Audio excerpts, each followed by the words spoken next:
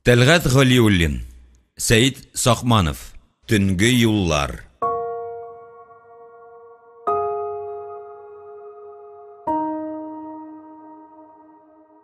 Алда ни буласын бер Ходай гына белә дигәндәй, Рөстәм белән Әнисә Зөфаф кичәсендә икесе бер тән, бер жан булып оҗмахта күктә йөзделәр.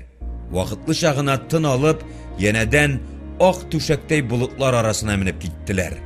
Бәхетле таңнарын, йокы, ял турында бөтенләй онытып, бергә каршыладылар.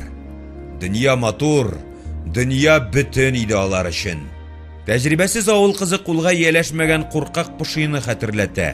Сүзләре ихластан, жаныннан, бавырыннан, бәгыреннән килә. Мөхәббәт ул сагыш та, ләззәт тә икән. Рөстәм, аны сатып алып булмый. Сатып була дип, Әнисә иренең шәчләреннән сыйпый, җилкәләрен иркәли. Әйдә мәңгегә бергә булырга, бер-беребезгә хыянәт итмәскә сүз куешыйк. Гашиклар авызыннан мең, миллион тапкырлар төшкән иң гадәти сүзләр алар өчен изге, илаһи тоела. Әйтерсең лә бу олы хиснең билгеләмәсен, исемен алар беренче уйлап тапкан. Рөстәмнең йөрәге тыныч һәм зиһене канәгать. Шуны тоеп яшәү үзе бәхет. Кадерле хатыным, дип ир күңеле тулганнан ни әйтергә белмичә, назлы тәнне үзенә тарта. Рөстәм, әйт әле, сөю бәхетме, әллә гөнаһмы? Ике кешегә бирелгән уртак ләззәт дип уйлыйм. Ә мин сирәк ялгышам дип үзен күтәреп куюны кирәк тапты ир. Ләззәт ул вакытлы күренеш. Бәхет олы төшенчә. Аңарда язгы үрентеләр шатлыгы, көзге яфраклар хәсрәте, җил пышылдавы бар. Бәхет ул бер нинди давыл, тозлы диңгез кытырынуы җимерә алмый торган кыя. Җитмәсә әле син, Әнисәм, романтик икән. Каян кемнән шулай матур, татлы сөйләргә өйрәндең? Ханым терсәгенә таянып башын югарырак күтәрде. Рөстәм, ялгышасың. Бу мин түгел, минем мөхәббәтем, жаным сөйли. Синдә эреп, югалып, юкка чыгудан куркам. Бу безнең сәгатебез. Ходай Тәгалә һәр кемгә бирми торган бәхетле мизгел. Мизгел, тукта диләрме әле дип, ир хатынын куәтләде. Син минем хуҗам, акыллы, назлы патшам бул. Минем яныма гел күктән төш. Мин сине усал, явыз вакытыңда да яратырмын. Тик мине башкага алыштырма. Тормыш ваклыклары, акча җитмәү, яшәеш авырлыклары барысы да күбек. Түбәбездә тулы ай, бишегебездә дөньяда иң татлы исләр чыгарып, балабыз тумырылып ятса, башкасын сатып алырбыз. Дөрес сүзләреңә патшаң мөһерен суга. Тукта, нишләп әле син мөһер сугып, эре генә утырырга тиеш? Балабызны кем тәрбияләр? Соң, үзең бит мине патша дәрәҗәсенә күтәрдең. Миңа гадәти ир вазифасы да бик җиткән иде. Бу җитди.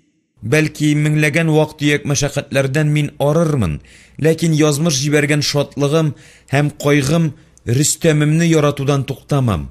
Мин кызып китеп, сиңа авыр сүзләр әйтсәм, миңа ышанма, мине тыңлама, яме? Җепнең очын таба алмасаң, үзеп ташларга ашыкма. Рөстәм кыш тоткандай шатланып торып утырды. Менә булар акыллы сүзләр кабатла әле. Мин сине, Рөстәм, яратып туймам кебек. Рәнҗетмә мине. Ир иркә хатынының акылына сокланып, аны күкрәгенә кысты. Рөстәм, хәтерлә. Әгәр миңа хыянәт итсәң, тавыш күтәреп, сугышып, талашып дәгъвалап йөрмәм. Эндәшмәвемне иң олы үпкә, рәнҗү дип аңларсың. Мине кире чакырма. Син матурым бик тирәнгә кирип киттең түгелме? Патшалар, ханнар турында сөйләшү миңа ошыйрак төшә. Кадерле вакытыбызны сүзгә күбрәк сарыф итәбез түгелме? Рөстәм, үземне синең өчен саклап тотканмын. Үкенмим. Мондый сөйләшүләр көндә кабатланмас. Мөнәсәбәтләрдә ашыклык булырга тиеш. Әнием мине шулай тәрбияләде.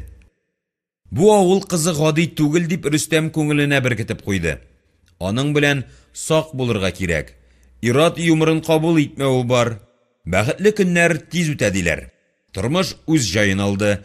Укуын кызыл дипломга тамамлап, Әнисә эшкә урнашты. Асылбаева булып китте. Кайнана, кайната янында яши башлады. Рөстәмнең әти-әнисе бик ипле, зыялы кешеләр булып чыкты. Шәмсияне, хәтта Шукрак Мортазаны якын иттеләр. Дөнья сөйләүчеләр һәм сөйләтүчеләр белән тулган заманда Мортаза кебек эндәшми утыручыларны юксына башлыйсың дип, Хуҗа Асылбаев Шәмсияне тынычландырырга тырышты. Берәр елдан соң Рөстәм, тиздән квартирага чиратым җитә. Әтиләр янында торсак, мине исемлектән сызып ташлаулары бар. Әйдә, частныйга чыгыйк диде. Туйдан соң Надия яшь гаиләнең хәлләрен белгәләп, киңәшләрен биргәләп торды. Сез, Анисочка, пар бияләйләр кебек бер-берегезгә бигрәк туры килгәнсез. Тик син егетне кулдан ычкындырма. Шаула, скандал яса, кышкыр, тәлә бит. Ирләр шундый мөстәкыйль хатыннарны ярата төшә. Табан астында яшәргә риза булган хатыннарны ирләр кешегә санамый. Дустының колагына иелеп, зур сер әйткәндәй тавышын пышылдауга күчереп, өстәп куя. Кайсы төнне иреңне к себе не допускай. Кәйфем юк, бу шөгыльдән туйдым дип җибәргәлә. Шул очракта ул сине больше будет ценить. Фатирга чыккач, Надия аларга ешрак кергәләп йөри башлады. Әнисәне ярата, бер нәрсәгә исе китмичә, ваклашмыйча күңелне юата белә. Рәнҗетсәң дә үпкәсе закка бармый. Җиңелгән кешенең шикаяте кебек кенә. Ышанучан, күңеле берни сизми йөргән Әнисәнең иренә күз төшереп, пәрәвез үреп йөри икән якын дусты. Бер көнне коньяк капкалап алгач, Рөстәм белән Надия тәмәке тартырга чыктылар. Әнисә савыт-саба җыештырып йөргәндә колагына гаҗәеп сәер сөйләшү керде. Үзе аның киләчәге, мәхәббәте турында сүз барганга, ул шыпырт кына кухняга якынрак килде. Мин сездән куркам, диде Надия. Причем монда куркмау. Син йөрәгеңне тыңла. Ул ни кушса, шуны эшлә, диде Рөстәм тыгыз тавыш белән. Сезнең белән очрашу, ләззәт алу өчен генә минем Әнисәне югалтасым килми дип кыз карашкан була. Минем дә аны югалтасым килми, диде Ирзат. Минем хатыным көнче түгел. Синнән бигрәк тә. Ул салкын, ятакның рәтен белми. Сез бер-берегезне тулыландырырсыз. Минем аша тагын да якынайырсыз. Намус дип сорарга булды кыз. Намус байлык. Без зыялылар, ярлы халык. Кабатлап әйтәм, син бит аның дусты, аны ярату сиңа да күчә. Шулай түгелме, Шибәр ханым? Туташ, дип төзәтте Надия үпкәләгәнрәк тавыш белән. Туташ ук түгелдер инде. Берәү белән дә рәсми никахым не була. Ишеткәннәрнең явыз мәгънәсен акылыннан бигрәк җаны хисси дөньясы белән кабул иткән Әнисә кабалана урындыгына барып утырды. Ул инде көмәнле иде. Күкрәк астында яткан 5 айлык баласы урынын алыштырып, кечкенә тәпие белән тибеп куйгандай тоелды. Әнием, йөрәгеңә үткәрмә, минем хакта уйла, диде кебек. Нәрсә бу? Нинди сөйләшү ишетте Әнисә? Өнеме бу, төшеме? Әни белән әтидән кала дөньяда иң якын кешеләрем мине алдарга, сатарга җыйналар түгелме соң? Әллә теге ахыр заман җитәме? Юктыр. Мин ялгыш ишеткәнмендер, шаяртып кына сөйләшкәннәрдер. Мин шулай салкын, пешмәгән хатын булып чыктыммы инде? Тәмәкечеләр җитди эш башкарган кешеләрдәй чыгып, урындыкларын алга-артка әткән булып, чәй өстәле янына утырдылар. Рөстәмнең күзләре яна, үзенең булачак мәхәббәт корбанына калтыранып карагандай тоелды Әнисәгә. Надия иренә берәр мәгънәле сүз әйтсә, назлы караш ташласа, тегесе утта янарга, үбәргә, кышарга, дөньясын онытып ташланырга әзер шикелле тоелды Хуҗабикәгә. Әнә ул Надияның ак, ашык җилкәсеннән һәм күктәге йолдызлар кебек җемелдәп, үзенә тартып торган күзләреннән аерыла алмый. Әнисә бүгенгәчә ышанып йөргән, үз иреге белән бусагасыннан үткәргән дустының күзләрендә йылан зәһәрлеге, төлке хәйләкәрлеге, мәче мәкере, бүре яузлыгы күрде. Юк, алар жан дустының күзләре түгел, аларны иблис, җинси азгынлык алыштырган. Сиңа яңа пальто алгансыз икән, Анисочка, котлы булсын. Әле генә Рөстәм шуны сайлау операциясе турында сөйләп көлдереп торды. Аның нинди көлкесе бар инде? Байда яңай бер күрсәләр, шундук котлы булсын, хәерчедә күрсәләр, каян алдың дип сүз башлыйлар. Сүзне җаена төшерә алмагач, Надия китәргә әзерләнә башлады. Әнисәнең чыраендагы үлем аклыгын сизмәскә, күрмәскә тырышып, аны кочаклап алган булды. Ә үзе кулы белән ирененнән Рөстәмгә һава үбүе озатты. Нәрсә булды сиңа, кадерлем? Йөзең бозылган. Ни булды? Улыңмы, кызыңмы борчый торгандыр? Ярый, мин йөгердем. Чао. Әнисә аның кочагыннан тизрәк ычкынырга тырышты. Иренә берни әйтмәде. Чөнки кешеләрнең яшерен сүзен тыңлап торудан да олырак гөнаһ юк дип саный иде ул. Икенче яктан, бу сөйләшүләрнең үзәгендә бит аның шәхесе, аның язмышы, мәхәббәте тора. Тирәнгә кермәгәннәр бугай, мәхәббәт романнары башланып кына килә. Башланган эш, беткән эш дигән мәкальме, әйттемме бар түгелме соң? Кем башлады икән бу куркыныч уенны? Надияме, Рөстәмме? Кыз азгынлыгына, көнчелегенә түзә, нәфсен тыя алмыйча, җәтмәсен үрәме? Әллә Рөстәмне тартып алырга җыенамы? Пәри кызы аның ирен беренче күрүдә үк ошаткан иде. Егетләр беткәнмен янды шибәр кызга. Ират халкы белән аралашу, йоклау тәҗрибәсе зур. Әнисә җинси мөнәсәбәтләрнең катлаулылыгына, үзе бер сәнгать булуына әле генә төшенә башлады. Бу өлкәдә күп нәрсә аның өчен кара урман. Рөстәм сораганнарның барысында үтәми, ояла, авыл әхлагы аны тозагыннан ычкындырмый. Рөстәм белән Надия икесе дә шәһәр тәрбиясе алган кешеләр. Синең катып калган әхлагыңа исләре китми. Надия өчен бердән бер хакыйкать, ләззәт, рәхәтлек дөньясында йөзү.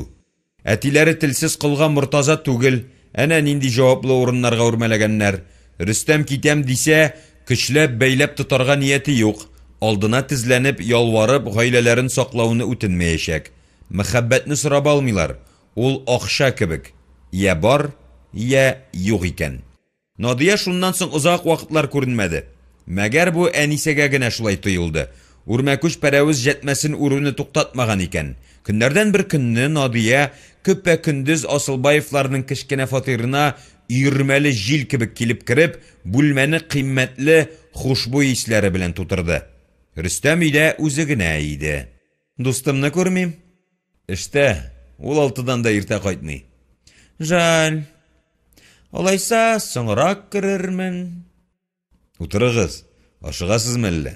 Надия Шәмсия ханымның туй бүләге йомшак кәнәфигә утырды. Ак-кара шакмаклы кыска итәген төзәткән булып, матур төз аякларын атландырып куйды. Хатын-кыз ни өчен матур киенергә ярата, диде Рөстәм, бүлмәдә тынлык урнашканны көтеп алып. Иратка, үзенә, туганнарына ашар өчендер. Дәртен яшерү өчен, матурым. Бүлмәне кызган табада борчак сикергәндәй көлү авазы тутырды. Киеме белән сезнең халыкны кытырту өчен түгелме? Анысы да бардыр, диде Рөстәм, бүтән гәүдәсенең, күзләренең, бурын, колак тишекләренең дәрт белән тулуын тоеп. Надия Рөстәмгә сынагандай карап торды. Сүз дә юк, егет аның зәвыгында икән. Озын буй, ирләргә хас тупасрак йөз, очлы борын, калын иреннәр, нечкә килешле мыек өстенә аның тәрбиясе, яхшы нәселдән икәнлеген күрсәтеп торучы итәгатьлелеге, сөйләшә белүе барысы да килешле. Шундый ир, конечно, сала җибегәненә күбрәк дип уйлап алды Надия. Хәлне белергә кереп яхшы иткәнсез әле. Соңгы вакытта күренми башладыгыз. Берәр маугул башыңда әйләндердем әллә. Иртәгә командировкага җыенам. Шуңа өйдә туры килдем. Мин Анисочканы сагынып кергәнем. Сезнең белән туйда һәм теге көнне аш-су бүлмәсендә сөйләшүләрне бер дә оныта алмыйм, диде Рөстәм, чәйникне плитәгә куйды.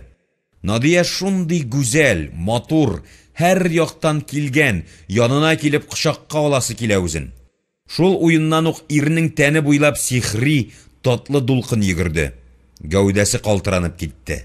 Тагын бер мизгел ул үз-үзенә хуҗа була алмаячак. Надия аның бу омтылышын ничек кабул итәр икән? Бик хәтәр кыз күренә. Ә күзләре нәкъ бәдәм шикләвекләре. Шынында Надиясе дә әнисә өйдә туры килмәсә яхшы булыр иде дигәнрәк уй белән кергән иде. Бәхетенә Рустик өйдә бер үзе. Надия акрын гына йомшак урыныннан күтәрелеп, аякларына басты. Килешле генә тартылып куйды. Салмак адымнар белән атлап, чәйнек белән маташкан Рөстәмнең кырына килде. Сулышы белән чәйне суыткандай колагы артына ирде. Шуны гына көткән сак ир, томырылып-борылып, Надияны кочагына ала, күзләреннән үбә-үбә иреннәрен эзли башлый. Тәҗрибәле туташ, җәтмә барын алдан сизгән шома балык кебек, кочактан шуып чыга. Тәрәзә төбенә ымсындыргыч арты белән барып сөялә. Син, Рустик, минем вкуста түгел. Оннан якын дустым Анисочкама хыянәт итә алмыйм дип, ашы торма капкан кешедәй чырайын сыткан була. Хыянәт? Илгә генә хыянәт итеп була. Хыянәт юк, йөрәк кенә бар. Аны тыңларга кирәк. Ул минем оясыннан сикереп чыгардай булып, Надия, Надия дип тибә. Минем буйрыкны ул тыңламый. Аның башы юк, хис тойгылары гына бар. Акыл белән эш ит дип киңәш бирү җиңел. Йөрәкне кая куясың? Аны нишләтәсең? Аңа гел яңа хисләр, үзгә тойгылар кирәк икән. Надия хәйләкәр генә күзләрен кыса. Нәрсә, егетем, Мавр үз бурычын үтәде дип әйтмәкче буласыңмы? Теләсәң нишләт, Надия. Мин синең яныңда үземне яшь аргамак кебек хис итәм. Урнымда басып тора алмыйм, каным кайный. Син гомеремдә татымаган сихри янгын төсле. Шунда сикерәсем килә. Үзең физик булсаң да, лириклардан ким сайрамыйсың? Сиңа минем җаным түгел, тәнем генә кирәктер мөгаен. Бу хакта сөйләшербез. Чау, диде Рөстәмне үзенә тартып, ымсындырып торган кайнар кабартмадай иреннәренә кагылып, һаваны иңли дә, килеп кергән шикелле тиз-тиз атлап ишеккә таба юнәлә. Бер кулы белән бусага кырыена тотынган Килеш үпкәчел тавыш белән әйтеп куя. Өстәлдәге язу синең өчен генә. Хатыныңа күрсәтү мәҗбүри түгел. Рөстәм үзен үзе белештермичә өстәлдәге кәгазьчекне ала. Анда компьютерда адрес, көн һәм сәгать сугылган. Кемгә, кемнән, ни өчен ләммим сүз юк. Югары профессионализм сизелеп тора.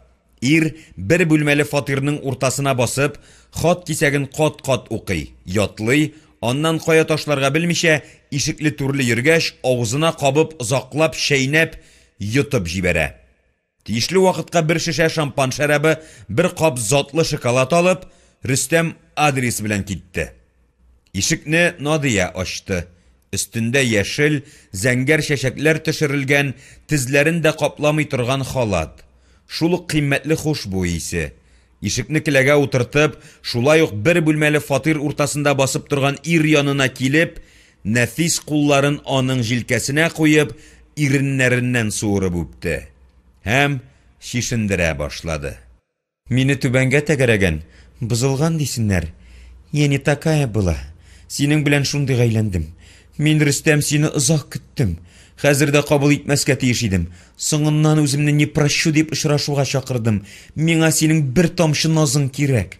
Миңа күбрәк кирәк булса, анысын табарбыз дип вәгъдә бирде Чибәр ханым. Син мине акылымнан яздырганчы, до сумасшествия яратырга тиеш, Рөстәм. Алай ук кирәкмәс иде. Мин бит сине кемнәндер урлыйм, воровка. Мине кемнән урлаганыңны беләсең. Юк, мин үз бәхетемне, үз яртымны эзлим. Бер ханымнан синең ни өчен балдагыңны тиешле бармагыңа кимәдең дип сорагач, кияүгә тиешле кешесенә чыкмадым дип җавап биргән ди. Миннән хатының бирә алмаганны табарсың. Надияның кайнар кочагында Рөстәм үзен татлы ләззәтләр утравында кебек хис итте. Бәхетеннән ыңгырашып, яңадан яңа шатлыклар татыды. Аерылышканда Рөстәм Надияны кочагына алып, колагына «Миңа бер кайчанда шул хәтле рәхәт булганы юк иде» диде. Бу минем квартирам. Сатып алдым. Берничә көннән телефон булыр. Хәзер адресны беләсең. Тик алдан хәбәр бир. Чао. Әнисәнең бала табу көннәре якынлашты. Врачлар күбрәк һавада булырга, йөрергә, тазармаска киңәш бирделәр. Шулай көннәрнең берсендә урамнан үткән-сүткән кешеләрне күзәтеп, машиналарны санап йөргәндә, киң урамның аргы башында таныш гәүдәләр күзенә чалынгандай булды. Игътибар беләнрәк карауга, ул Рөстәм белән Надияны таныды. Учлары учта, сөйләшеп, дөньяларын онытып, көлешеп баралар. Көтмәгән күренештән ханымның күз аллары караңгыланды. Күк йөзен кара болыт каплады. Ул суда баткан кеше кебек кулларын селкеде. Каядыр тотынырга шамалады. «Беременной женщине плохо, помогите!» дигән тавышлар аңын кайтарды. Аны каядыр нәрсәгәдер утырттылар, су эчерделәр. Шул төнне ул малай тапты. Әнисен кызганыпмы, берәр төрле ярдәм итеп булмасмы дип уйлапмы, улы берничә көнгә иртәрәк туды. Малайга Илдар дип куштылар. Рөстәм бәхетле иде шикелле. Малайы ябыгып, шибәрләнеп, күкрәкләре тулыланып киткән хатыны янында шәбәләнде, ярарга, ярдәм итәргә тырышты. Малайы белән маугып, теге хәлләрне оныта башлаган Әнисәгә намуслы, игелекле, югары әхлаклы күршеләре зур сер итеп кенә ул хастаханәдә яткан көннәрдә Рөстәмнең өйдә кунмау турында хәбәрне җиткерделәр. Мин беләм, әниләрендә яшәде ул көннәрдә, диде Әнисә, гайбәтчеләрнең бүкәнен бәреп егып. Рөстәм хәйләкәр, әти әнисенә ничек әйтергә кирәклекне аңлатып, кисәтеп куйгандыр. Аннан килеп, ул ире турында урам хатыннары шикелле сорашып йөрмәячәк. Гаибен сизгән кешедәй хастаханәдән чыккач та, Надия шактый гомер күренми торды. Дөрес, берәр айдан соң ул берни булмагандай тиз-тиз атлап килеп керде. Дустын кочаклап алды. Өстендә куе яшел йон костюм, шәчләрен иңнәренә салган. Элеккечә шибәр, хуш буйны кызганмыйча сөрткән, кулында роза чәчәкләре букеты. Әнисечкем, беләсең инде сине сагынганымны, түзәр хәлем калмады. Сагынган кешеләр барысы да килеп, хәлне белеп китте, диде Әнисә, төксе тавыш белән башын читкә борып, хәсрәтемне һәм күрә алмавымны күзләремнән укымасын, мине артык яхшы белә. Мин командировкада идем, синең кәефең ничек? Минем фикеремчә яхшы булырга тиеш, других причин нет. Илдарчик ничек, үсәме? Күрсәтәсеңме? Аны әле ят кешегә күрсәтергә ярамый, диде ана. Кстати, Илдар дип атаганыбызны син каян беләсең? Командировкада булгач. Надия исем мәсьәләсендә тотылуын, үзен ялгыш кына сатуын аңлап, беренче җөмләне бәхәс үзәгенә куярга булды. Мин аңламыйм, сиңа чужой кешемени дустың Надияң? Гомергә бергә, җан дуслар булырга дип биргән антларыбызны оныттыңмы? Ялгыш әйттем. Без хәзер бик якын кешеләр. Уртак ир белән йоклыйбыз. Ирләр теленә күчерсәк, бажайлар. Надия гаҗәпләнү, аптырау хисләрен белдерергә теләгәндәй, күзләрен зур итеп ачты. Син нинди чүрсилисең? Юк шул, дустым. Дөресрәге, бывший дустым. Мин үз күзләрем белән урамда көпә-көндез сөешеп, тотынышып барганыгызны күрдем. Рөстәмнең синдә кунып ятканы да миңа мәгълүм. Оятсыз зат син. Күпме ярдәм иттем үзеңә. Мин булмасам, синең укырга керүең, бигрәк тә диплом алуың икеле иде. Анысы вак мәсьәлә, диде Надия буялган тырнаклы кулларын һавада йөртеп алып. Не мелочись. Хәзер әлбәттә вак мәсьәлә инде. Диплом кесәдә. Син беләсең, Рөстәм минем беренче мәхәббәтем. Тормышыбыз синең алда башланды. Безне Ходай Тәгалә үзе таныштырды, кавыштырды. Безнең арага килеп керергә синең хакың юк иде. Хәзер син мәхәббәтемне пычракка салып таптадың. Улымны ятим калдырырга, атасыз итәргә йөрисең. Шул булдымы рәхмәтең? Сиңа эшләгән яхшылыкларым өчен? Шул булдымы? Надия тактиканы үзгәртергә булды. Явыз ханым барысын да белә икән. Димәк, сөйләшүне җитдирәк агымга күчерергә кирәк. Әнисә, гафу ит. Бу сөйләшү миңа кирәк түгел иде. Минем Рөстәм кебекләрем буарлык. Так было, так и будет. Беләсең килсә, Рөстәм сине яратмый. Аны әти-әнисе марҗа алып кайтмасын дип сиңа көчләп биләндерделәр. Ул миңа моны үзе сөйләде. Син оятсыз, явыз, әшәке, фәхиш хатын. Рөстәмне, Илдарымның атасын мин берәүгә дә бирмим. Минем Надия атлы дустым, хәтта танышым да юк. Ул мәңгегә йөрәктән сызып ташланды, диде Әнисә, көндәшенең йөзенә нәфрәт, үкенү, сагыш тулы күзләрен текәп. Дустым, пычратма изге сүзне, диде сөйләүчене бүлдереп, Әнисә пычмакта йоклаган малаена күз салды. Тоянышы, юанышы киләчәге бишектә ята. Ул ялгыз түгел. Алайса, Әнисә Мортазовны тыңла. Минем синең алдыңда гаебем юк. Рөстәмеңнән ради тебя күпме качарга тырыштым. Дастал, мин аңардан читләшергә тырышкан саен, аның дәрте кытыра, тилерә барды. Сиңа булган мәхәббәтем мине горлыдан ала. Синнән башка яши алмыйм дип ант итте. Надия тәрәзә янына барып басты. Тәмәке пачкасын чыгарган иде, бала исенә төште. Кире кечкенә коңгырт сумкасына тыкты. Ничек итеп бу хатынга булай да четерекле, авыр яшәешне тагын да катлауландырырга кирәкмәгәнне аңлатырга? Рөстәм белән йоклаган имеш, подумаешь. Авыл халкына фәлсәфә, киңлек, иркенлек җитми. Татар шул тарлыгы белән үзен бетерә. Мин Рөстәмне сиңа булай гына бирергә җыенмыйм, диде әнисе. Улыма ата кирәк. Безнең аралар булай да җиңел урнашмады, җылы булмады. Ул ирләнеп маташты. Хәзер арага син килеп кирдең. Син тәҗрибәле, миндә җитешмәгәнне ул бәлки читтән излидер. Дуслыгыбыз хакына син аның бәйләнүләренә шик, нокта куярга тиеш идең. Ә син җәйлеп яткансың. Әнисе Мортазовна, не упрощай. Рөстәмне яратам димим. Ну, миңа ошый. Синдә булмаганны миндә тапты. Анысын дөрес әйттең. Хуҗабикәнең күңеленә теге вакытта аш-су бүлмәсендә ишеткән сүзләр килт итеп исенә төште. Ул мине салкын диме? Шунда ук бу сөальне биргәненә үкенде, гәрләнде. Ты это сама знаешь. Кит моннан, уятсыз фахиша, артык күземә күренәсе булма. Надия тиз-тиз атлап чыгып китсә дә, ул калдырган тәмсез хушбуй исләре бүлмәдә озак сакланды. Надия Рөстәмне ашышы белән шатландырырга ашыкты. Синең өчен киенешле, бәнем өчен дияр иде әбием, сөенечле хәбәр бар. Әйт әле, кытыртма, диде Рөстәм җилкәләрен сикертеп. Безне карчыгын күргән. Ягъни Аниса нас усекла. Бу ашыш ир өчен бик күңелле хәбәр түгел иде. Әтиләр, иптәшләр ни әйтер, тәне кас тәнедәй кабарып чыкты. Вак йоннары өскә калыкты. Бөтен барлыгы шимердәп китте. Кайда, ничек дип тавышына ясалма көрлек бирергә тырышты ир. Барыбер түгелмени? Димәк, безгә бергә булырга туры килер. Анисочканың характерын мин яхшы беләм.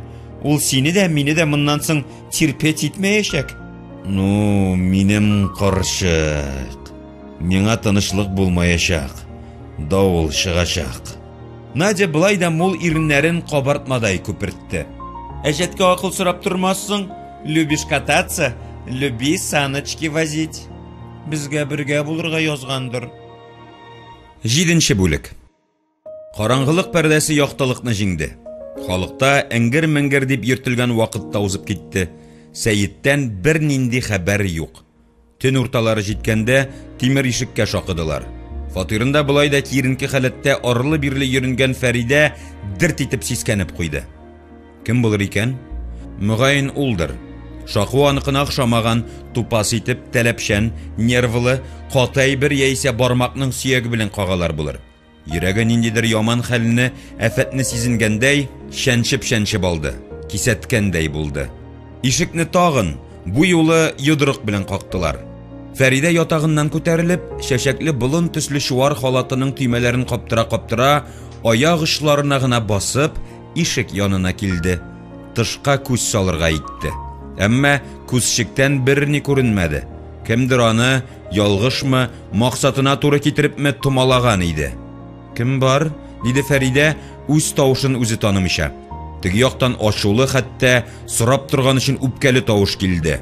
Аш тизрәк, Сахмановны күтәреп китердек. Авыр яралы, канын туктатып булмый, арттан куа киләләр. Ят тавышның тәләпшән һәм мантыклы басымына бирелеп, янәдән тикшереп, ашыклап тормыйча, ишекне ачуына ханым гомер буена үкенәчәк. Кечкенә генә бер адым ялгыш кешенең бөтен язмышын burada куя. Медицина хезмәткәре буларак, гомер белән булай шаяруга ышанмагангамы, әллә Сәйиткә мөнәсәбәте саклыкны, гадәти уяулыкны җуяр дәрәҗәдә җитди булгангамы, тәкъдир уены идеме?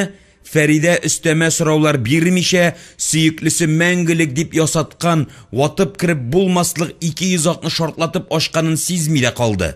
Ишек ачылуга көчле куллар аны биленнән йомышкадай эләктереп алдылар, күтәреп диярлек алып барып диванга утырттылар. Мондый бәреп күрүне көтмәгән Фәридә куркырга да өлгерә алмый калды. Куллардан аз-маз ышкынып, күзен күтәреп караса, алдында элеккеге танышы Җирән, 2 ят сәер егет басып тора. Ишекне дә бикләп өлгергәннәр. Шактый явызлыклар шаһиты, адәми затларның биниһая усаллыкларын татыган ханым үзенең гаять оста башкарылган, гаҗәеп мәкерле, психологик уйланылган Сәйид исеме белән алдау җәтмәгә котылып булмаслык тузакка эләккәнен аңлый. Терсәк ерак шул. Дошманнар ишекнең бу ягында, тышкы дөнья киселгән. Хәленең мөшкиллеген, аянышлыгын аңлаган хәлдә дә Фәридә җиңел генә бирешергә ашыкмый. Нәрсә дигән сүз бу? Сезгә нәрсә кирәк? Сез кемнәр? Әллә мине танымыйсыңмы? Шишенеп күренимме? Диде Җирән киная белән хатынның алдына килеп тезләнгән булып, үзе Фәридәгә күзгә кергән кылчык кебек кадалып. Мин хәзер милиция чакырам дип урыныннан сикереп тормакчы иде, киң җилкәле гыйфрит аны диванга кадаклап куйды. Кайда яралы Сәйид Сакманов? Куа килүчеләргез кайда? Нигә алар керми? Мине алдадыгыз. Алдануың күптәннән булгандыр инде, ханым, диде һаман бер як иңеннән тотып торучысы. Җирән түгәрәк битенә, томанлы күзләренә кайгы уртаклашу төсмере чыгарып, төссез тавыш белән өстәп куйды. Фәридә ханым, бик кызганыч. Сәйид дустыбыз бу фани дөньяны сиңа соңгы сәламен иңдереп ташлап китте. Бу күңелсез хәбәрне миңа әйтергә туры килә. Сакмановны теге дөньяга заткан кеше буларак дип өстәргә уйлаган иде. Соңгы минутта тыелып калалды. Ышанмыйм. Сәйид булай гына үлә торган кеше түгел. Ышанырга туры килер, матурым. Кайгы, хәсрәт, гаҗизлек яңа буялган миш хәленә китергән битләрен ханым тулы, көчле куллары белән каплап, үзен-үзе белештермичә диярлек хәлнең аянышлыгыннан кычкыра башлады. Ялган, ялган! Сез бандитлар алдыйсыз, чыгып китегез минем өемнән!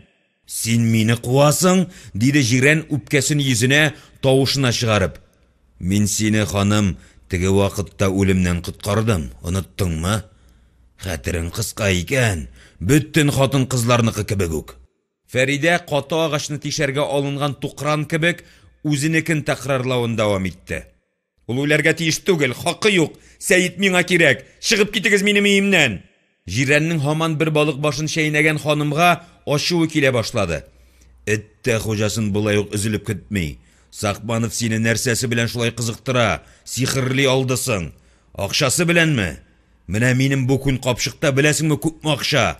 Бер кечкенә шәһәр салырлык. Шәреп байган Нургали Ваһаповның гомер буе кеше талап җыйган акчасы. Теге вакытта әйткән тәкъдимемне кабатлыйм. Ул тавышын әкренәйтә төшеп, диванда битләрен каплап утырган ханымның колагына иелеп. Киттек минем белән Кырымга. Анда өй алдым дигән идем инде. Рәхәтләнеп, патшаларча түшәмгә төкереп яшәрбез. Бул Фәридәкәй минем гомерлек юанышым. Үзең теләп. Мин сине үземнән барыбер калдырмыйм. Сәйид кая? Дип ханым еламсыраган тавышын чыгара башлаган иде, Җирән аягына басып егетләргә ым какты. Күрәсең бу гамәлләре алдану хәл ителеп, сөйләшеп куелган булган. Киң җилкәлесе күз ярмәс тизлектә куллары белән капланып утырган хатынны диванга йыкты. Икенчесе сумкасыннан энә чыгарып, кара шешәдән сыйыкча суырта башлады. Фәридә үзенә әшәке дару кертергә җыенуларын күреп, бер аягын ышкындырып, укол кадау нияте белән үзенә якынлашкан егетнең тезенә типте. Сугу көчле булмаса да, озын шәш үпкәләде, ачуын падлы, сука, стерва кебек сүгенү сүзләренә сыйдырды. Диванда матур аякларын күрсәтеп ятарга мәҗбүр ителгән ханым янына Җирән дә иелде. Куе кара шәшләре, зур кара күзләре бу мизгелдә дә Фәридәне бизәп, аңа бер кадәр хыялый төсмер бирәләр. Фәридәкәй, әйткәнне тыңламадың.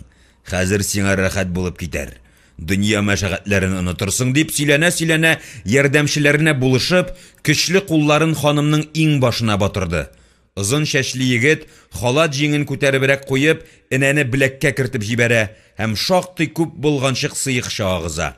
Форсаттан файдаланып, энәләрен идәнгә ташлап, кулларын тоткынның мул күкрәгенә батыра. Икенчесе шүгәләгән килеш Фәридәнең аякларын тотып сыйпаштырып тора. Җирән егетләрне ипләп кенә, әмма бик катгый рәвештә минем малга тимәгез дигәндәй читкә этәрә. Шәфкать туташы үзенә наркотик матдә керткәнне аңлый, сикереп торырга омтылыш ясап карый. Җирән аны кочаклап алып, янәдән диванга сеңдерә. Чибәркәйнең ашудан, үпкәдән, гәрлектән, әрнүдән кызышкан, алсу тимгелләр белән шуарланган битенә, муйнына иреннәрен батыра.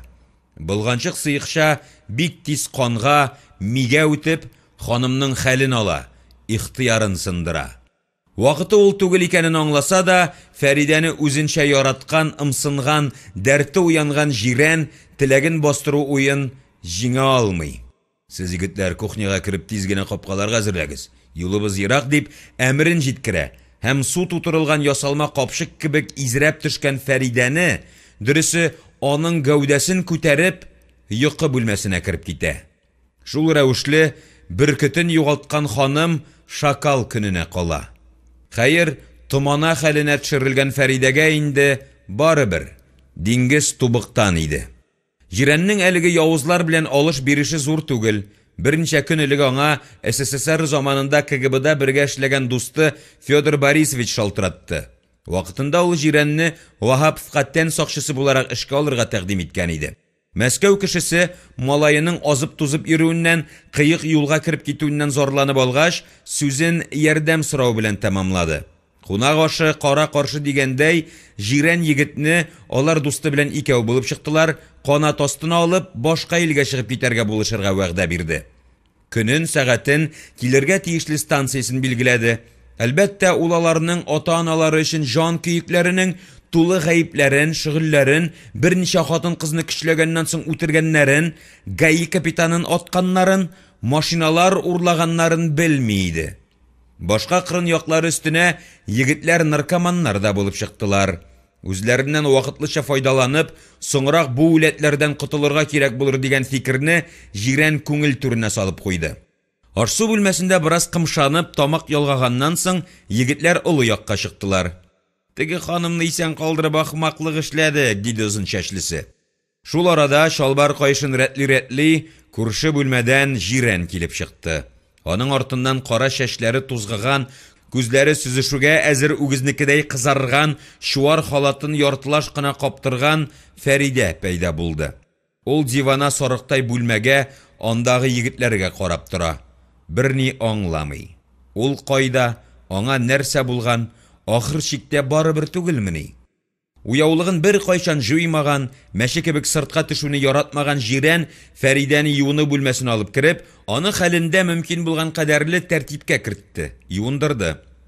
Инде яше бара, янында даими хатын-кыз терәк булырга тиеш. Ханым кәҗәләнеп маташса да күнегер, сәйтеннән котылу ярап куйды әле. Гел аңарга гына димәгән барча чибәр хатын-кыз.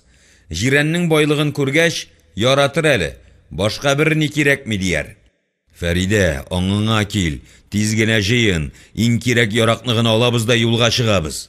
Хатынның элеккеге кабул итмәве, карышуы, усаллыгы кояш нурларында эрегән иртәнге томан кебек юкка чыккан. Фәридә нәрсәнедер зиһене белән абайларлык, аңларлык, бәя бирерлек хәлдә түгел иде. Ул фильмнардагы ясалма кеше кебек ир әйткәнне сүзсез башкарды. Фәридәнең документларын, кием салымын Җирән үзе җыештырды. Үзендә үй ашкышы булып, килеп китеп йөри торган апасына: "Мине югалтмагыз, озакка ялга киттем, эшкә дә хәбәр ит, мине азат итсеннәр, фатирда әлегә син яшәп тор" дип хат яздырырга онытмады. Ишекне барча йозакларына бикләп, ашкышларны үз кесәсенә шудырды. Такси белән генә килгәннәр иде. Машина тоту өчен кулын күтәреп Фәридәне бастырдылар. Бик соң булса да, озак көтәргә туры килмәде. Безнең чорда шәхси машинасында акча эшләп алу рухы белән яшәүчеләр җитәрлек.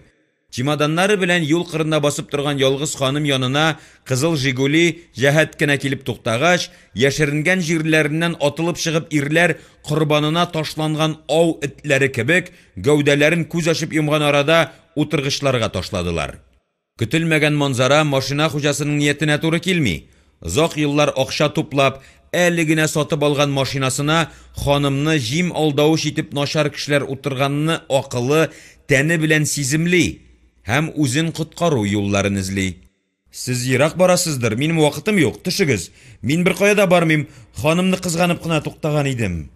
Акча эшләп керү нияте белән үз телләрендәгечә әйтсәк, бомбит итәргә чыккан түгәрәк битле, кәттә мыеклы, ике алтын тешле татар егете үҗәтләнеп маташкан арада, киң җилкәле сугбай аның муенына тимер көпшәне терәп куйды. Йөртүченең тәненә үлем салкынлыгы йөгерде. Бу әшәке хис мие, йөрәге аша үтеп, бавырына, аяк очларына чаклы үтте. Тәне калтырана башлады. Хәлнең мөшкеллеген аңлап, йөртүче шарасызлыктан чакырылмаган пассажирларына мөрәҗәгать итеп, аларның психикасына, аңына тәэсир итеп карарга булды. Кызганыч, мискин тавыш белән: "Минем армиядән кайтуыма 5 ел гына әле.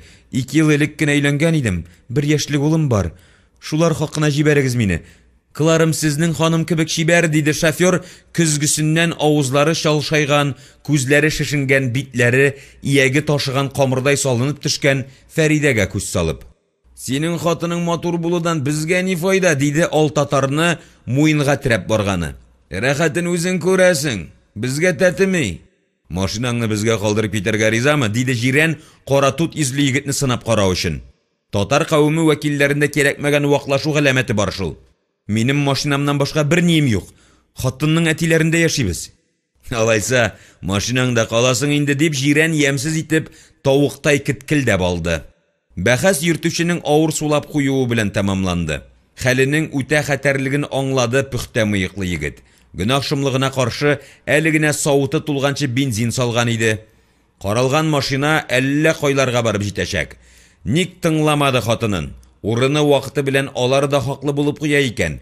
"Шәүкәт, бүген төнлә чыгып йөрмә инде. Нигәдер эшем пыша, юлың уңмас төсле тоела", дигән иде. Фәридәнең әйберләрен багажникка урнаштыргач, алга утырган җирән әмер бирде. "Васильева станциясенә юл тот. Юлны үзең беләсең. Ахмаклык эшләмә. Шунда ук үтереп ташлап калдырырбыз. Үзеңне акыллы тотсаң, исән калуың бар." Шәһәрне чыкканда бәлки милиция туктатыр әле дигән хыялы гамәлгә ашмады. Башка вакытта кигәүн кебек бәйләнүчән, йокымсыраган гаишниклар машинаны ваимсыз гына уздырдылар. Шактый юл алганнан соң гасыйларның берсе маршрутка ачыкламыш кертте. "Безнең бару юлында машинабыз калды, анда ханым утыргычта безне зарыгып көтә. Әүвәл шунда кагылыйк. Хәзер сез ул тачка кызын таба да алмассыз әле", диде җирән борчылгандай булып. Шулы озын чәчлесез җавап бирде.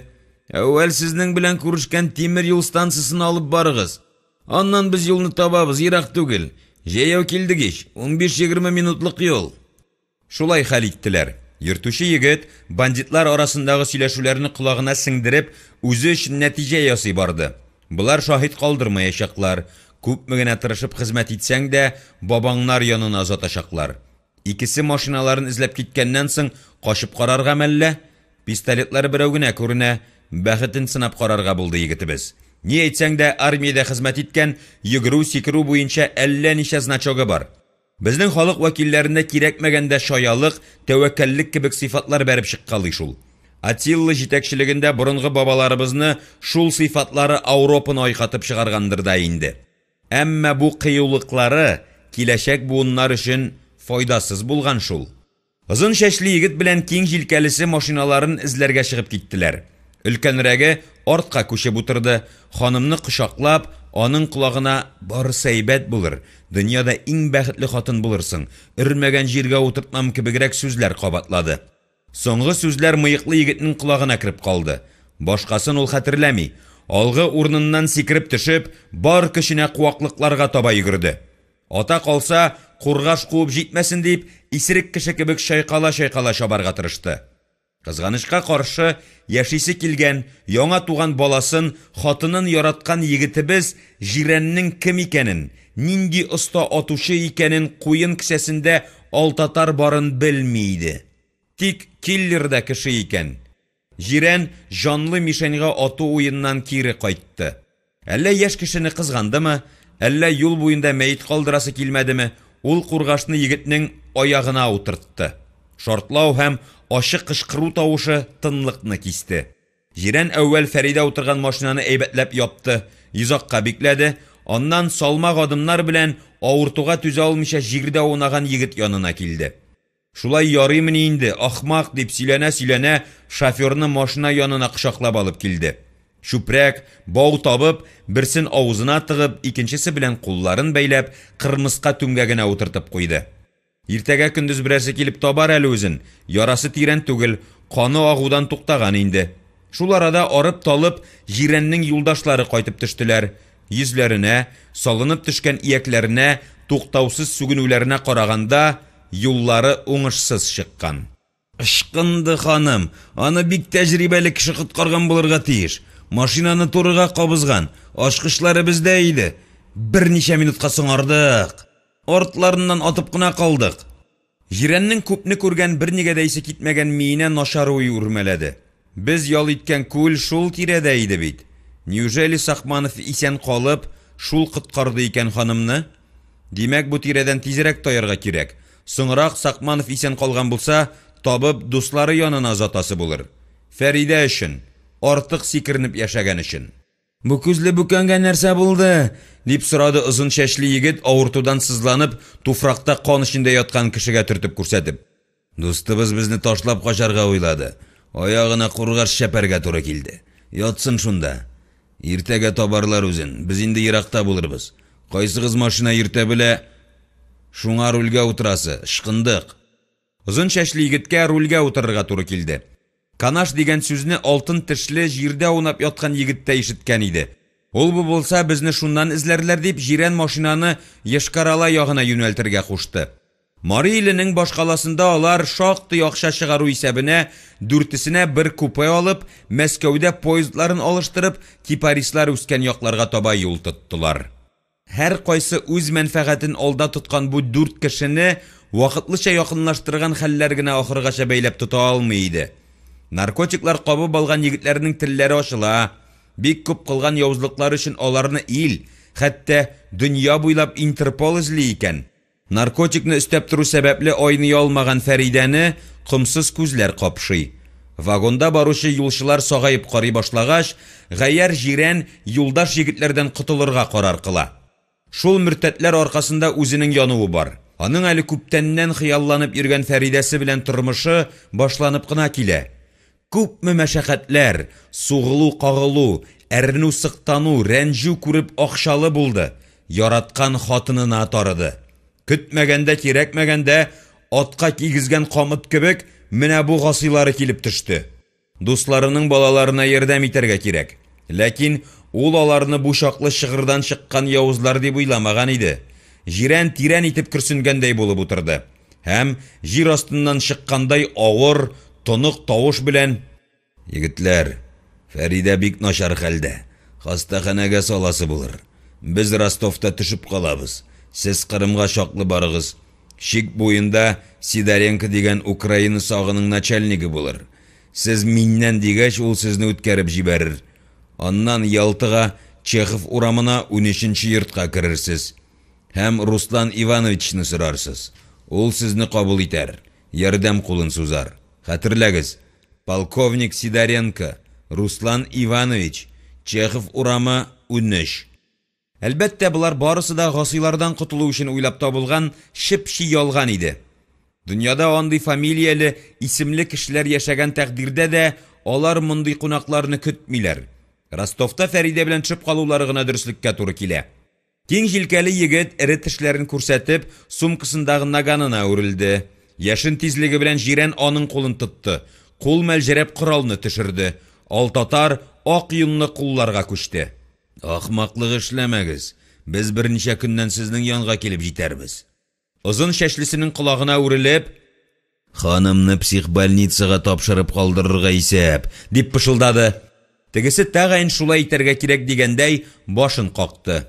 "Акчагыз бардыр инде сезнең. Әмма эшегезне тишмәс", дип, җирән йөзенә ифрат ярдәмчеллек, игелеклелек кыяфәте чыгарып, кечкенә өстәлгә бер пачка акча чыгарып сала. Егетләр тәмам тынычлана. Шул арада поезд Ростовка килеп җитә.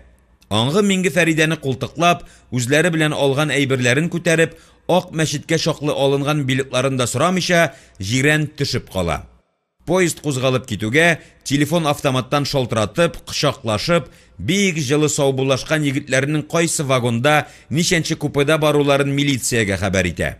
Шактый ерактан башланган канлы эзләргә киләсе станцияда ук шик куела. Күптәннән эзләгән бандитларны җиңел генә җылы килеш полковник Сидоренко янына барып җиткәнче үк кулга алалар. Җирән такси яллап, Фәридәне алып, Кырымга ашкына. Үз мәнфәгатьләре биргән вәгъдәсеннән өстенрәк булып чыга. Әлбәттә, андый кешеләр өчен намус, виждан, кешелеклелек, хәтта туган ил, җир, халык төшенчәләре сабын куыгы гына икәнлекне укучыга искәртеп туру кирәкмәстер. Явызлар тузагына эләккән шомырт кара күзле Фәридә шул китүеннән кайтмый. Бәхетсезлегенең башы ханымның матурлыгында, табигать биргән бүләгенең күн аяклар кулына төшүендә иде. Фаҗигасында аның гаибе юк та сыман, бар да сыман. Әтисе, әнисе, туганнары оясыннан ышып чыгып, авылдан шәһәргә килеп, бөтенләй үзгә шарт таләпләргә тап булып, югалып калып, байтак татар кызлары явызлык һәм мәкер тузагына килеп каба. Фәридә дә кәнизәк җарияләр төркемен тутыра. Сәйид белән танышып, мөхәббәтен һәм арка терәген тапкан Фәридә тормышында кылган гынаһы кабаир, баласын пычрак сулы кыйга ташлаган өчен бурычын түләргә тиеш иде. Үзе участок милиционерына испатларга тырышканча, килбәтсез, гарип булса да, инде фани дөньяга сулышын өргән затның җанын алырга берәүнең дә хакы юк иде. Бу хатасы өчен бер түлисе барын, вакытлыча килгән бәхетенең озакка бармасын, язмышның каты кулы аны куып җитәсен сизеп, куркып, төшләрендә күреп яшәде Фәридә. Фаразы раска чыкты. Язмыштан узмыш юк икән. 8нче бүлек. Салкын тию зәхмәте һәм яралары белән Сәйид шактый көрәште. Ханым аны җылы сөт, мәтрүшкә, кура җиләге һәм таныш врачы белән киңәшеп, даруханәдән алып, төрле дарулар, антибиотиклар белән дәвалады. Бик кыен иде терекемеш кебек хәрәкәтчән, йылгыр Сәйидкә урында ыңгырашып, йоклар-йокламас ятулары. Башка төрлесе керә. Китек күңел ниләр генә барла бетерми. Айруча аны Фәридә язмышы борчый. Нәрсә турында гына уйланмасын, ханымның шомырт күзләре аны күзәтеп, өйрәнеп торгандай була. Үз-үзеннән яшеренергә теләгәндәй, башыннан ук бөркәнеп тә карый, ярдәм итми. Киресенчә, хафага артыграк кына төшә. Тизрәк аякка басып, буталчык уйларга, гамәлләргә ачыклык кертәсе иде. Әлегә бар хыялы шул. Берәр атнадан артык шулай интегеп, ширләре белән көрәшеп ятканнан соң, табигать биргән тазалыгы һәм ихтияры җиңеп чыктылар. Бер көнне иртән сәламәтләнеп киткәндәй уянды. Үз халәтен юкка чыгарудан курыккандай, шактый вакыт селкенмичә озак кына ак түшәмгә карап ятты. Әнә 2 плитә кушылган урын беленеп тора. Араларын әштер-эштер генә сылаганнар. Пышмакта абой кубып килә. Вакытында ябыштырмасаң, кубып төшәчәк. Аякка баскач, рәхмәт йөзеннән үзенә диваннан урын биргән фатирны ремонтлатып куясы булыр. Ничәнче көн биредә ята икән ул?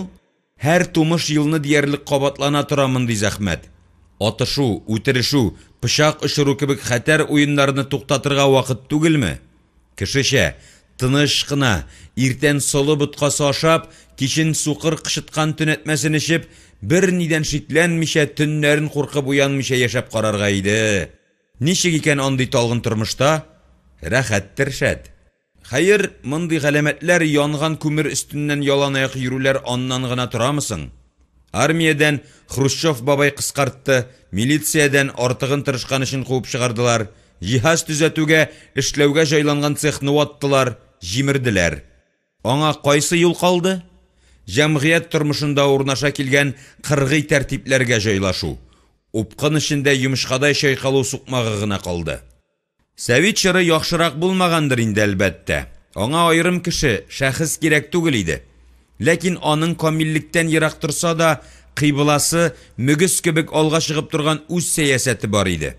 Ул чорда ни өчен төрмәгә азатканны, юкка чыгарганны шамалы идең. Өстеңдә бии башлаган кара болытларга карап тәртибеңне билгеләргә, үзгәртергә тырыштың.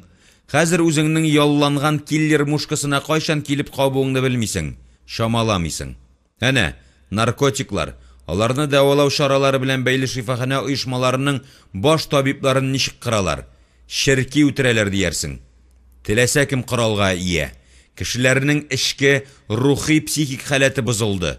Айык акылга сыймый торган хәлгә килде. Нургали Ваһаповның кинәт шундый төскә кереп, 180 градуска борылып, дустан дошманга әйләнеп куюын аңлатып буламысың? Андый мантык бармы? Түшәмгә карап ятканда туган уйларын Әнисәнең улы Илдар бүлдерде. Нәрсәдер сорысы бар бугай. Малай үстергән кеше булмаса да, бу яшьтә аларда өлкәннәр, ирләр белән аралашу теләге көчле булу турында ишеткәне бар иде Ярулла улының. Илдарга да шул нәрсә лазым күрәсең. Илдар, утыр әле яныма. Якынрак кил. Укулар ничек бара? Ярыйсы, ди малай сагайып, абый хәзер билгеләр, укытучылар турында сорый башлар дип җәелеп китмичә генә. Әниең көндәлегеңне еш карыймы? Атнасына бер, шул хакта бер мәзәк сөйлимме? Нинди малай кызыклы сөйләктән, мәзәктән баш тартсын ди. Берәүнең улы мәктәптән кайта. Әнисенә бусагадан ук, бүген минем көндәлекне карамасаң, үзеңә 50 сум бирәм ди. Анда малай начар билгесен яшерергә чамалый. Мине сатып алырга уйлый дип, җәт китер көндәлегеңне ди. Әни, 100 сум бирәм, карамагына. Тиз бул китер көндәлегеңне. 500 сум бирәм әнием ди малай. Тегесе тамам шыгардан чыгып, кемгә әйтәләр? Тиз бул китер көндәлегең дип кычкыра. Малай тыныш һәм ирегенә, мин сиңа 500 сум тәкъдим иттем. Баш тарттың. Үзеңә үпкәлә. Мә кара, һәм мине урамга уйнарга чыгар. Көндәлектә исә шул көнне алынган 2 5ле шалкан ята икән. Илдар мәзәкне кабул итеп, әнисенеке шикелле ак матур тешләрен күрсәтеп, шук малайны күзләре белән хуплап, рәхәтләнеп көлде. Җитди итеп нәтиҗәсен ясады. 5лесе үзеңнән тора, акчасын табу кыенрак. Булышырбыз дигән сүз кычыттырып теленә килсә дә, арзанлы алымнан тыелып кала алды Сәйид. Хәзерге малайлар бизнесның җаен таптылар. Машина юалар, аяк киеме чистарталар, өлкәннәрнең тыйынчыкларын күтәреп барышалар, диде Сәйид диванга турып утырып. Мине алмыйлар әле, үсәтеш диләр. Хатын кызның үзеңә мөнәсәбәтен уңай, кирәкле якка үзгәртәсен килсә, баласын макта дигән фикерне Ярулла улының ишеткәне бар иде. Ошбу алымның аңа кирәк булуы бар. Эштән кайтканда кибетләрне сәламләп, олы пакетлар күтәреп кергән Әнисәне ширле ир шулайрак каршы алды. Исән-сау кайттыгызмы? Дөньяларда тәртипме? Җавап алгач, Илдарың бик җитди, акыллы күренә дип өстәде. Бер үзеңә бала бигрәк тә малай үстерү кыен, әти юклык сиздереп куя. Аның ирләр белән аралашасы килә. Аңа өйдә шпион кирәк. Кием салымга караганда кешең бар кебек дип төрттергә булды Сәйид. Ханымны авыр хәлгә куюын уйлап, әлбәттә, анысы минем эш түгел дип өстисе итте. Әнисәнең болай да юлдан алсуланып матурайган йөзенә куе кызыллык типте. Үзегез сизгер икән. Ялгыз яшәү кыен. Гомер бер генә килә, диде ханым, туры җаваптан тайшынып. Мин аны Илдар белән очраштырмаска тырышам, диде дә ханым, сүзне озайтуны кирәк тапмыйча, аш-су бүлмәсенә кереп китте. Әнисә үзе өчен мөһим һәм авыр карар кабул итү каршында тора. Ринал Абдуллович белән инде 4 ел очрашып яшиләр. Бик әйбәт, ипле кеше, күп яхшылыклар эшләде. Матди яктан эштә үсү тарафларыннан биниһая ярдәм итде. Аңардан башка фатиры тиз генә булмас, машинасын ала алмас, бәлки баш бухгалтерның беренче урынбасары дәрәҗәсенә дә күтәрелмәс иде. Бау нинди генә озын булмасын, аның бер ышы килеп чыга диләрме әле? Кичен килә калса, озак утыра алмый, йөртүчене кызганам дигән булып, өенә кайтырга ашыга. Ял көннәрендә Әнисә бер үзе, малай ирне, юлдашны алыштыра алмый. Яңа ел кичәсендә шампан шәрабын үзең ачканда бигрәк тә моңсу, яман су була. Дөрес тәкъдимнәр булып тора. Фатиры, машинасы булган ирсез хатыннарга, йортка керергә әзер торучы хәерчеләр, йылгырлар буа-буарлык. Соңыннан машинаңны алып, үзеңне үк фатирыңнан пышкыртып чыгарырлар. Менә шуларны уйлый да, янәдән Риналь чигына, ул аны үзе юкта пенал дип үрти, шалтырата. Әтисе бүген киреп чыкмыйсыңмы? Илдарны әбиләр алып китте. Тавык электерә килсәң, кискән токмашым бар ие. Әнисә үзе шалтыратканда ашыгыч эше булмаса, Абдулловичның килми калганы юк. Инде менә Сакманов дигән әдәм юлда калыкты. Кыен дилемма туды. Икесенең берсен сайларга кирәк булыр. Ханымның хәл итүе кыен булган авыр уйларын Сакмановның көр тавышы бүлдерде. Илдарга анекдот сөйләдем. Ятып көлде. Сез аны бузыклыкка өйрәтә күрмәгез тагы. Миңа шул гына җитмәгән. Юкла, менә мондыйын аңлар микән дигән булдыр, Әнисәне янына ук утыртып. Яле мин аңласам, аңа барып җитәр. Яңа байлар балалары укый торган мәктәптә укытучы сорау бирә. Балалар, кем өйгә бирелгән эшнең җавапларын бушлай алды? Зинһар, кулларыгызны күтәрегез. Бер кул да күтәрелми. Мәзәк тамам. Кызык, дигән булды тәрбияле ханым, шактый ахмак мәзәкнең көләрлек җирен тапмаса да. Әнисә ихлас, самими күңелле кеше булса да, дөрес аңламаслар, бер яклы кабул итәрләр дип, теләсә кем алдында ачыла торган шәхес түгел иде. Чөнки кешеләрнең күбесе синең белән килешкән, кызганган була. Эштән сөенә, авыр хәлең өчен шатлана. Кеше күңеле таш түгел, йөрәге җанлы матдә. Аның кем беләндер шатлыгын уртаклашасы, кайгысын сүздә булса да бүлешәсе килә. Әлбәттә, тыңлаучың ышанычлы булганда. Янында утырган, үзенә көннән-көн ошый барган Сәйиткә Әнисәнең үзе турында сөйлисе, хәтта ярасы бик тиз төзәлә барган җилкәсенә ятып, шыңшып елыйсы килә.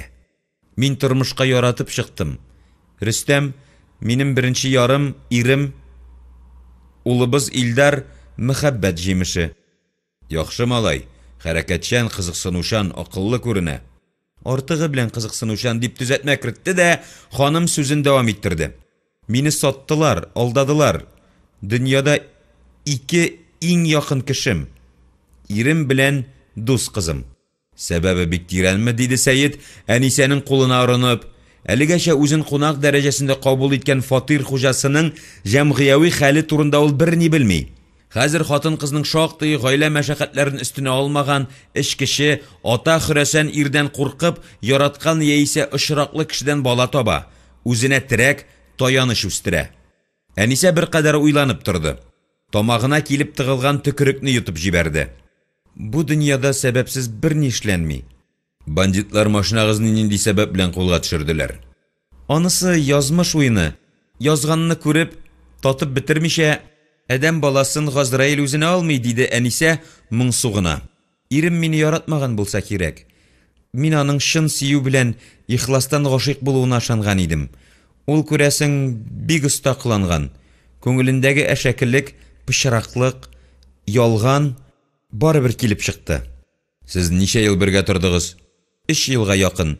Соңгысында инде аның башка хатын, минем якын дустым белән яшәвен белеп, үземә якын китермәскә суынырга тырыштым. Баланың киләчәге өчен түзмәкче дә идем. Соңыннан кул селтәдем. Матди яктан аңардан әллә ни ярдәм тимәде. Фатирга чиратта торам дигән иде. Анысын да бирмәделәр. 3 ай хезмәт хакын ала алмый йөрде.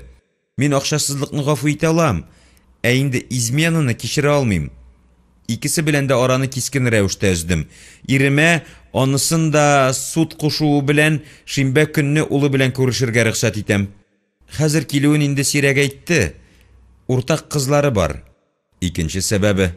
Анысы үзе ике өлештән тора дияр идем. Алны-артны уйламыйча ачык авызланып дус кызымны иремә күрсәттем. Надиянең җинси азгынлыгын бер шибәр ирне дә яныннан ышкындырмаска тырышканын белә торып. Иптәшеңнең никахлы ирен тартып алу кебек бузыклыкны, әхлаксызлыкны, шапшаклыкны мин күз алдыма китерә алмыйдым. Авызым пешкәнче. Әнисәнең елап җибәрергә әзер торуын, булган хәлләрне күңеле авыр кичерүен күреп, Сәйит сүзгә катнашырга ниятләде. Хатын-кыз, серле табышмак инде ул. Сезнең эчке дөньяны, аң төпкелегезне аңлау кыен, бәлки мөмкин дә түгелдер. Шәхсән безнең кабыргадан яратылган булсагыз да. Лев Толстой хатыннарының асылы турында мин үлгәч каберемне казып, табутымны ачып сорасалар да, тәгаен җавап бирә алмас идем дигән. Во сез нинди халык. Сакмановның көр тавышы игътибар белән тыңлавы, ярдәм итәргә әзер торуы ханымны азмаз тынычландырды. Син үзеңне Әнисә мәгълүм мәзәктәге кебек тотмагансың ич. Ишеткәнең бармы? Иртән эшкә җыенган ире хатыныннан сорый. Пинжакны чистарттыңмы? Әйе. Шалбарны, анысын да. Аяк киемнәрен? Нәрсә, синең анда да кесәләрең бармы әллә? Әнисә алдыннан тәмәке төтенен куган шикелле кулларын селкеде. Юк, ул дәрәҗәгә төшүдән Ходаем үзе сакласын. Зарплата алмаган кешенең кесәләре буш булгандыр дип уйлыйм. Бәлки ул сиңа гына шулай әйткәндер, диде Сәйид, ханымны ирештерүдән тәм табып. Кеше турында начар уйларга ярамый, диде хатын үпкәчел тавыш белән. Әнием мине намус белән яшәргә өйрәтте. Ни барына канәгать булып, шөкрана дип яшәү дәресләрен бирде. Тормышта әнием киңәшләрен тотарга тырышам. Үземне идеаллаштырудан ерак торам. Гаиләбез таркалуның бер очы үземдә дип уйлыйм. Хатын кызга хас хасиятләр миндә соңарып уянды кебек. Ир кадерен белү, аны назлау, иркәләү, бәлки җитешмәгәндер яшьлек белән, җинси мөнәсәбәтләрнең әһәмиятен бәйләп җиткермәгәнмендер. Саф, чиста мәхәббәт хыяллары белән шашынып, ятактагы хәлләргә игътибарым азрак булгандыр. Дус кызым Рөстәмне шул ягы белән җәтмәсенә эләктерде. Җинси бердәмлеккә, азгын ләззәткә алданып, алар үзләрен үзләре саттылар. Мәхәббәт, рухи якынлык булмаганда, интим мөнәсәбәт кенә кешеләрне озак бәйләп тота алуга ышанмыйм. Әгәр дус кызыңның тән рәхәтеннән туеп, аларны бәйләп торган рухи көч булмыйча, ирен кире кайтырга уйласа, тарих андый мисалларны белә. Кочагыңны җәйеп димим, чырайыңны сытып булса да кабул итәрсеңме? Минем әни бер үк кабартманы 2 тапкыр пешереп булмый ди торган иде. Ирем аңлашырга теләп карады. Әнисен мин аны ихтирам итәм, кабул итсә, мин кире кайтыр идем дип игә җибәрде. Кискен рәвештә баш тарттым. Иптәш кызым миңа ачу итеп тиз генә кыз тапты. Мин шул хәлләрдән соң аны яныма, ястыгыма сала алмыйм. Сез шундый зәһәр көнчеме? Көчле кеше берәүдән дә көнләшми. Мин берәүгә дә ихтиярсыз иремне йөгән кидереп алып киткән ханымга да кызыкмыйм. Рәхәтен күрсен. Йомшак кеше генә көнләшә. Ә көчле шәхес башкалар өчен шатлана, сөенә белергә тиеш диләр. Соңгы җөмлә сезгә кагылмыйдыр. Менә анысын кистереп әйтә алмыйм. Дус кызыма бер кадәр рәнҗим. Әле тормыш алда, ни нәрсә буласына берәү дә күрәзәлек итә алмый, диде Әнисә, балаларча көрсенеп. Сез кечкенә Титаник, Әнисә, диде ир, ханымның бармакларын ушына алып. Бу мактаумы, әрләүме, көллүме, диде Әнисә салмак кына бармакларын ирнең кайнар кулларыннан бушатып. Ул корабльнең бату сере ачылганы юк. Сез дә табышмак, шикләвек, үз эченә бикләнгән дөнья. Кая инде ул табышмак? Мин сезгә бүрәнәләребезне бүлгән, бары тик икебезгә дә бер үк көнне килгән, явызлык очраклы кавыштырган бөтенләй чит ят кешегә, шулай ашыктан ашык, әниемә дә сөйләмәгән иң тирән серләремне ачтым. Шәхси дөнья муртасына алып кердем. Бердән, диде Сәйид, йөзенә тирән мәгънә чыгарырга тырышып, әни кебек газиз кешене юк-бар белән борчырга ярамый. Ул бик авыр кабул итәчәк. Икенчедән, без дөньялыкта да, теге дөньяда да иң якын кешеләр. Шулай юкмы? Әүвәл мин сине үлемнән коткардым. Аннан син мине терелттең. Бәлки, әҗәл авызыннан тартып алгансыңдыр. Әйе, температурагыз 40-ка җитеп килә иде. Анысы пүчтәк, диде ир, ваемсыз гына кулын селтәп. Без 40 градуслыга өйрәнгән. Машина кабынмыйча, тегеләр, ягъни мәсәлән, синең сукбайларың безне куып җиткән булса, аларда корал, нәтиҗәнең ничек буласын әйтүе кыен иде. Балаларыбыз хакына исән калдык. Сезнең балаларыгыз бармы? Кызым бар. Зур инде, институтта укый. Барыбер сорарсыз. Күптән аерым яшибез. Кызым беренче хатынымнан. Сез берничә тапкыр өйләнгән кешеме? Минем яшьтәге дәрәҗәдәге мактана димә, җае чыкканга гына әйтәм, байлыктагы башка ираттан артыграк түгел. Тулы җавап өчен рәхмәт, дигән булды ханым, чырайын сытып, һәм сүзне икенчегә күчерде. Телефоннан чакырган иптәшегез килде. Сез температура белән онытылып йоклап ята идегез. Уянмадыгыз. Киемнәр бер айга җитәрлек азык-төлек китергән. Минем бирдән китәсе килмәсен сизенгән, дип Сәйид тыйнак кына көлеп куйды. Шул гәрәбек кебек шим кара үзе, алтын тешләре белән күзләре генә ялтырый. Шундый усал. Яхшылап тәрбияләгез, кирәгенчә түләрбез. Ул бу булса, җәһәннәмнән эзләп табарбыз, ди. Курыктым, дип Хуҗабикә кулларын шәбәкләп көлеп җибәрде. Миңа 17 яшь дип белдем әллә. Кеше үтерүчеләрне көне буена бушлай йөрттем әле. Юк, бушлай түгел икән. Сволочлар. Сумочкадан бар акчамны кесәләренә бушатканнар. Борчылма, анысын гына кайтарырбыз. Көннәр буенча янымда утырган, дәвалаган өчен әҗере булыр. Фәридә турында хәбәрне чыгармый, үзем сораганны көтә. Толстой бабай хаклы булган. Бу дөньяда хатын-кыздан да катлаулырак җан иясе юктыр. Көнчелек исемле яман шир уянып ятмыймы? Замир тагын нәрсәдер әйттеме? Онытып торам икән. Фәридәнеме, Кәримәнеме бер каенда таба алмаган. Өендәге телефоны җавап бирми, эшли торган хастаханәсенә барган, сменасына чыкмаган ди. Сездән хәбәр көтә. Күңеле сизенгән иде. Бу әлеге дә баягы җирән эше. Ул аны үтерергә я көчләп каядыр алып китәргә мөмкин. Соңгы хәбәренең кунагын шатландырмаганын Әнисә сизенде. Бүлмә уртасына турып басты, үзе дә сизмичә, төкле тураныкыдай нечкә билен ике яклап куллары белән кысты. Былай да кыска халаты тез аякларын ачып, өскәрәк күтәрелде. Әмма Сәйид бу матурлыкны күрми иде. Аның миенә авыр бер нәрсә белән китереп бәрделәр диярсең. Аның якын кешесе, бәлки, туачак баласы авыр хәлдәдер. Ул монда томанлы, абстракт төшенчәләр турында ләштит сатып утыра. Ире ташлап киткән имеш. Аны яныңда тота белү үзе зур сәнгать.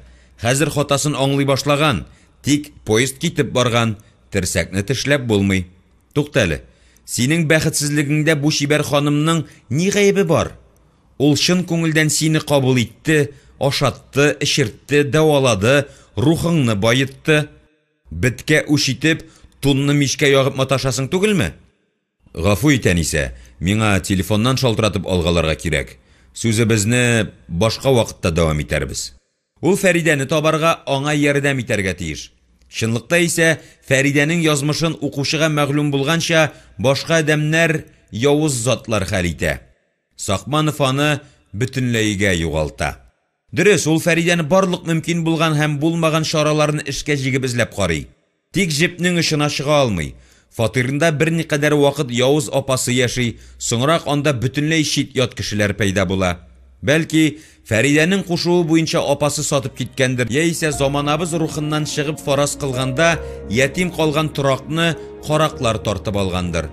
Кайчандыр яраткан, язмышын, киләчәген аның белән бәйләргә карар кылган Сәйид, хатынның ничек, ни рәвешле юкка чыгуын күз аллый алмаса да, 7нче тойгысы белән биредә җирәннең мәкре яшеренгәнен шамалады. Адәм баласы гадәттә үз ягын кайыра, үзен аклы яклана торганрак юлны сайлый. Сәйид Сакманов та бу хакыйкатьтән чыгарма була алмады. Фәридәгә ихластан үпкәләде, сабыйлар шәрәнҗеде, әмма аңа начарлык теләмәде. 9нчы бүлек. Министр урынбасары Ринал Абдулловичның үзенә битараф булмавын, яныннан узганда жылы һәм ымсынулы карашлар белән озатып калуын Әнисә Асылбаева сиземләми. Туймый дисәк, хатын-кызны тик томалга рәнҗетү булыр иде. Дөнья бизәкләре ир-атның үзләренә мөнәсәбәтен, аның юнәлешен, мигдарын күз карашыннан, баш борылышыннан, тик томалдан шәшен тарый башлавыннан, аяк атлавыннан шәйләп алалар. Күзләрдәге сыклану, назлау, иркәләү, ымсыну, кимсетү, ярату дәрте, дәрәҗәсе, башкортлар әйтмешли, төрле кимәлдә булырга мөмкин. Ямсыз хатынны очраткач ир-ат, ни өчен табигать анабыз бу ханымны шулай рәнҗетеп, нечкә аяклы, күкрәксез, билсез, бәрәңге борынлы итеп тудырды икән дип, үзенчә кызганып куйса, икенче урында бу баланы бик оста кеше уйган, ата-анасы да шибәрләрнең шибәре булгандыр, гәүдәсе, йөзе кырт иткән, тик миңа карамас дип үкенечен белдерсә, өченчесе турында бу ыспай туташ ханымны кулга ияләштерү бик кыйммәткә төшәр микән дип, рухи ва матди байлыкларын барлап куярга мөмкин. Министр урынбасарын исә гади бухгалтерга кинәт туган мөнәсәбәтендә мәсьәләнең көтелмәгән икенче ягы борчыды. Бу ханымның теле, аяклары төслүк озын булса, уңга сулга мактанып, данны шәшеп, абруйны төшереп йөри торган бер җилбәзәк булып чыкса, ни хәл итәрсең? Шунда ук үзен тынычландырырга тырышты. Аңа сөйләп йөрүдән ни файда? Үзен дә фаш итә ич. Гаиләсе булган, хәзер малай үстерә диләр. Курыксаң, нәфисеңне тый да, карт хатының янында утыр. Сине кем көчли? Әле бит берәү дә, бигрәк тә Асылбаева, кычагыңа ташланырга тормый. Үзеңә күбрәк аласың түгелме, абзыкай? Карый күзәтә торгач, ул Әнисәгә чын-чынлап гашыйк була һәм озын аякны үзенә карату хәстәрен күрә башлый. Бик кырыс, өйрәтелмәгән дала бияседәй кыргый, ират белән гомумән аралашмаска тырыша диләр. Авызы пешкәнме, әллә халкы шундыймы, ачыклыйсы булыр. Ничә ел олы кәнәфидә утыру дәврендә гадәттә бүлек мөдирләре башкара торган шөгыльне үзенә алып, йөзенә эшлекле кыяфәтенә кызыксынучан төсмер чыгарып, аларга турыдан буйсынган берничә төзелеш оешмасы буенча исәп-хисап отчетын үзе кабул итәргә ниятли. Секретарь кызына әмерен төшерә. Бухгалтериядан Асылбаев 7-нче трест буенча квартал отчетын алып керсен әле. Хәлләре шәптән түгел ди.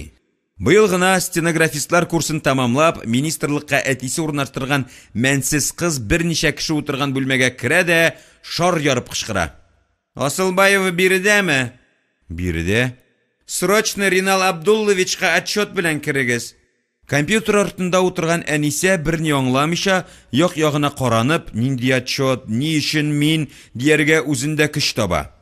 Үзеннән сорарсыз. Мин кушканны үтәдем диде кыз француз туфлиенең биек кара үкчәсендә урынында әйләнеп чыгып та китә.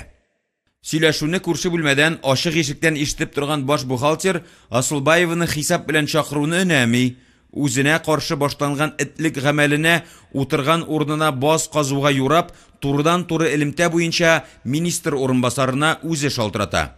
Ринал Абдуллович ди тавышына юкә чәчәге балы тамызып. Сезгә нинди отчет кирәк икән? Ишул, дияргә мәҗбүр була урынбасар, аңлата белмәгән ахмак секретаре белән һәр эшкә борнын тыгарга әзер, артык акыллы баш хисапчыны эшеннән сүгеп. 7-нче трест буенча отчетны карап аласы бар. Акча шактый тотылган. Объект тапшырылмаган дип ишеткән идем.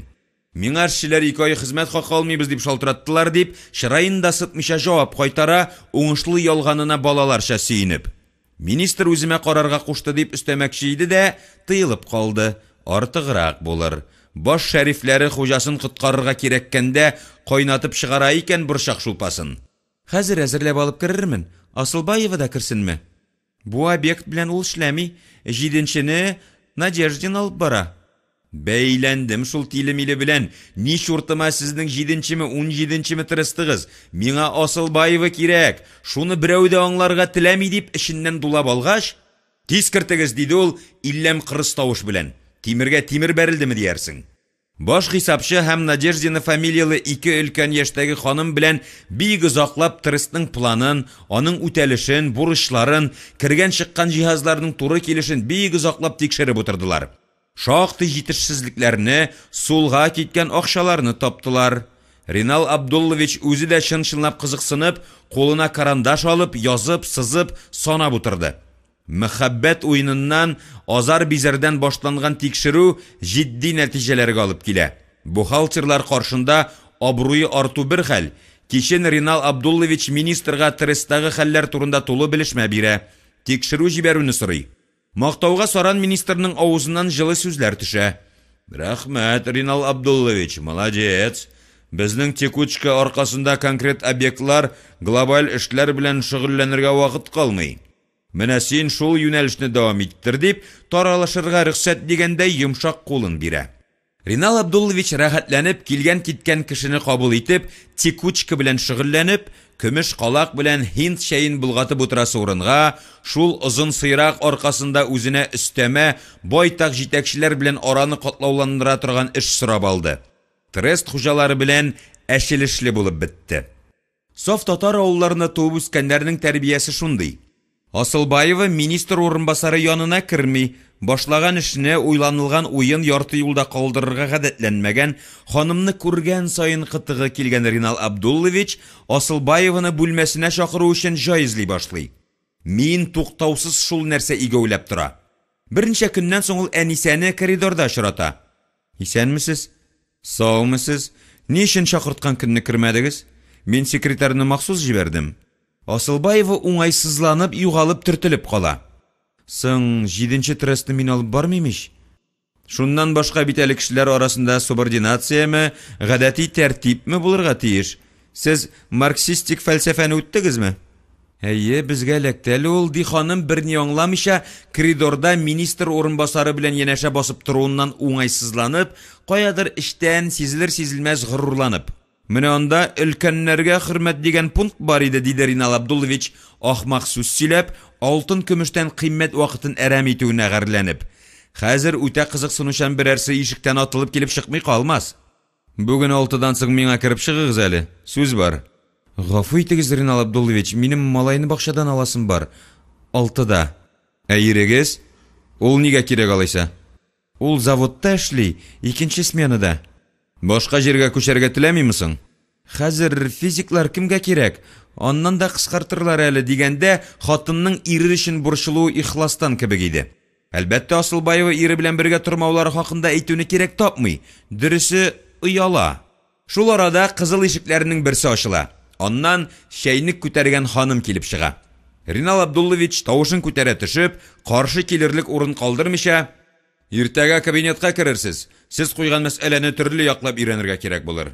Аркасын юри туры тактадай катырып, озын-озын атлап, министр бүлмәсенә таба китә. Анда керми, як-ягына карана, кеше мазар күренмәгәч кире китә. Әнисе тәки ватылмый торган, калын кабыклы чикләвек булып кала бит әле. Министр урынбасары аңа коридорда сүз каткан чорда Асылбаева инде ире белән рәсми аерылган булып, Рөстәм дус кызы Надия янында яшәсә дә, әнисе безнең капчыкта озак ята алмасын, тишеп чыгасын аңлаган хәлдә дә, үзенең гаилә хәлен озын колаклардан, хәрәм телләрдән һәм майлы күзләрдән яшерергә, эшендә дә сиздермәскә тырышты. Министр урынбасарының шакыруын онытмаса да, затлы бизәлгән ишеккә шакырга ашыкмады. Нигәдер күңеле тартмады, аягы атламады. Пошый баласыдай билгесезлектән курыкты. Ни йомышы булыр икән аңа зур кешенең, өлкән агайның, гади санаучыга. Әнә алар бер бүлмәдә ничә утыралар. Ломга каршы торырлык алым юк диләрме әле? Әнисәгә теләсә теләмәсә дә, канаты сынган коштай Ринал Абдуллович каршысына килеп тез чүгәргә туры килде. Алла юк дип кара инде шуннан соң. Мәсәлә мондыйрак борылыш ала. Министр урынбасары үз кулы белән Асылбаеваны премия алучылар исемлегеннән сызып ташлый. Баш хисапчының дәгъвачыга җавабы әзер. Мин аңлатма биреп торырга тиеш түгел. Якын күреп кенә әйтәм. Синең эш вакытында гәзит укып утырганыңны, бер көнне эштән ярты сәгатькә иртәрәк киткәнеңне министр урынбасарына җиткергәннәр. Кимсетелгән аркадашын яклап Надеждины күтәрелә. Дөрес түгел, гайбәт, ялган сүз бу. Асылбаева арабызда иң тырышы, иң булганы, матди ягы бик кыен, ярдәмгә мохтаҗ. Мин бу мәсьәлә белән Ринал Абдулловичка кергән идем. Муклаш күзем эләкте. Без хәерчеләргә хәер өләшүче оешма түгел. Онытмагыз, борыныгызга киртләп куегыз. Бәлки ул сезгә ялагайлана белә торгандыр. Шәй ясап, көмеш кашык белән чәчәк балы булгатып кертә торгандыр. Шуның өчен күкрәгегез белән амбразурны каплыйсыздыр дип, кабинетыннан әрләп чыгармасынмы? Баш хисапчының гызырын кире кагып, телефонга ябышканда итсә дә, Ринал бер кая шалтыратмады. Яртылаш пеләш башын, чыкырлы ияген сыйпап, вакыйга хәлләрнең дәвамын көтәргә булды. Аның теләге, хыялы, үтенеш белән Асылбаеваның үзен кертү. Нарасының бер гаебе юк. Әмма шулай кирәк.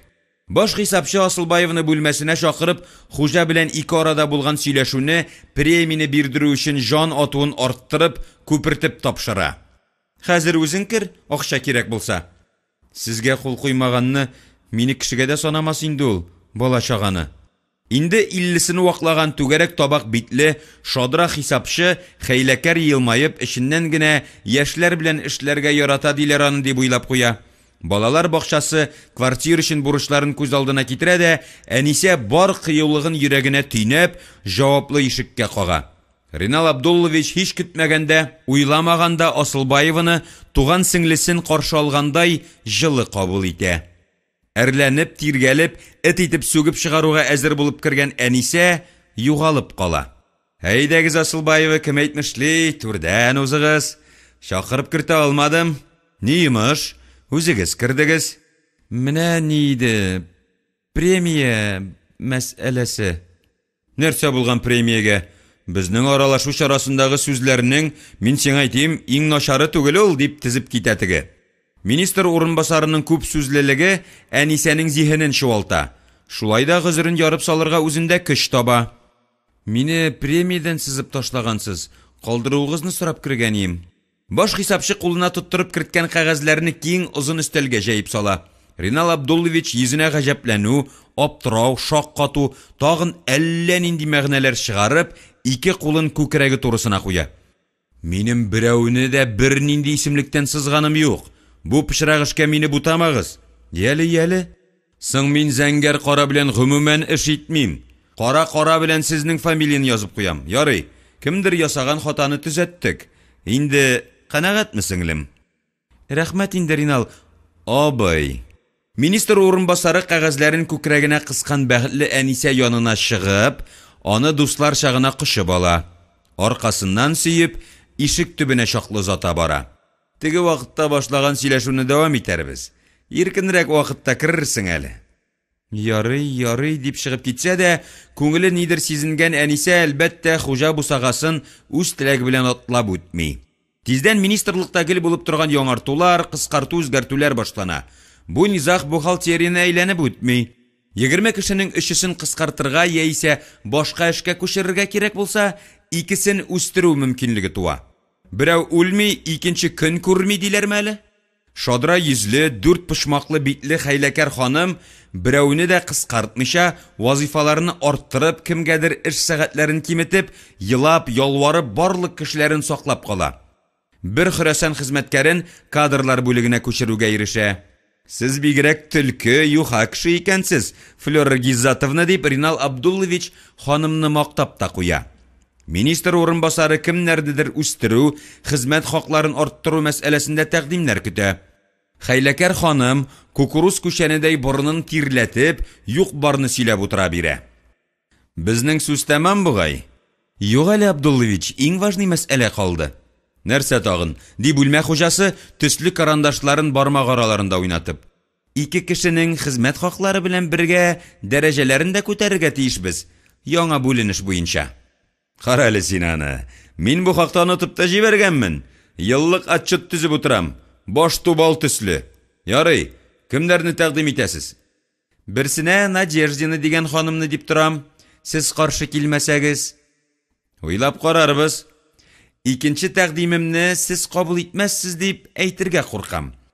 Үземнең эшкә ышануымча, шуннан да әйбәт кандидатура юк. Кем инде ул сезнең фаворитыгыз, табышыгыз? Баш хисапчы кыйммәтле ислемай аңкып торган кесә яулыгын чыгарып, маңгайын, борнын сөртеп алгандай кылана. Сез каршы килсәгез дә әйтеп калыйм инде. Әнисә Асылбаева. Кабинет хуҗасы шөпшә тешләгәндәй урыныннан сикереп тора. Сез нәрсә? Бетте баш. Гомерлек дошман булып калам шул озын сыйрак аркасында. Ни пычагыма аны үстергә маташамсың әле ди үз-үзенә баш хисапчы. Борнына бәреп чыккан тагында эррәк тозлы тир бөртекләрен бу юлы сөртеп тә тормыйча. Мине коллективка каршы куярга җыйнасыз дип, урынбасар сүзне бөтенләй башка юнәлешкә алып кирип китә. Премия мәсьәләсендә үзен кыен хәлдә калдырганнары өчен чын күңелдән әрләп алгач, бүлмә хуҗасы нәтиҗәсен ясый. Штатный расписаниены үзгәртегез. Тик үзләренә хәбәр иткәнче Надеждина Асылбаева берәм-берәм миңа кирип чыксыннар. Сөйләшмичә, аңлатмыйча, башларына төймичә буйрыкка бирергә ярамас. Адәм баласы рәхмәтле була белергә тиеш. Баш хисапчы берни аңламыйча, папкаларын күтәреп чыгып китә. Иң әүвәл Надеждина керә. Саф славян тибындагы килешле битле ханым икән. Сары пумала чәч, ашык зәңгәр күзләр, пышык борын. Тик гәүдәсе генә як-якка мул булып бүлтәйгән. Артык таза хатыннарын яратып бетермейді Ринал Абдуллович. Надеждинаны каршысындагы урындыкка утыртып, министр урынбасары бик заклап кәгазьләрне өйрәнде. Ире ЖКОда эшли, 2 баласы бар икән. Ринал Абдулловичның көтелмәгән сәер сораулар бирергә яратуы турында баш хисапчы кисәткән, каршы әйтмә, килеш, сезгә яхшырак күренә дип әйтергә өйрәткән иде. Валентина Ивановна, әйтегез әле. Бушлай сыр кайда була, диде бүлмә хуҗасы ярым шыпырт тавыш белән. Белмим, диде югалып калган ханым. Шулай да. Сезне үстерергә җыйнабыз икән. Димәк, шунда Флора Гиззатовнаның сүзләре килт итеп исенә төште. Сезгә яхшырак күренә, Ринал Абдуллович. Җаваптан канәгать калган министр урынбасары мәче төсле йомшак кына атлап кабинетын урап килде. Урындыкта җәелеп утырган Валентинаның җилкәсенә кулларын куеп, «Дөрес әйтәсез, бушлай сыр тәбедә генә була. Ondan kulni, oyaqni jarahətləmişə, rizqni alığı qıyın. Менә biz, җитәкчелек, шул авыр вазифаны үтәүне үз өстебезгә өйеп, сезгә ярдәм итәргә тырышабыз. Бишара Валентина нишләргә, үзен ничек тотарга белмичә утыра бирә. Ринал Абдулловичның булай җыйнак кына күренгән куллары аурайганнан аурая бара, әйтерсеңлә алар металл белән алышына. Җылылыкта иңә үзләреннән җилкәләр аша үтеп, аяк табанына барып җитә, тизрәк алсын иде инде мәрхәмәтле кулларын. Шулай килештек, Валентина Ивановна. Бүгенгесе көннән сез минем кадр, миңа хезмәт итәсез. Бары миңа, диде уң кулын өскә күтәреп, шәнти бармагын тырпайтып.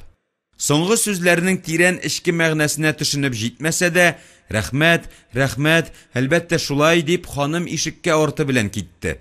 Бусагага абынып шак кына егылмыйча коридорга чыкты. Бар булган һаваны мул күкрәгенә җыеп алырга омтылгандай тирән итеп сулады. Җилкәсен министр урынбасарының куллары басып торганда, ул сулыш алудан бөтенләй туктаган булган икән.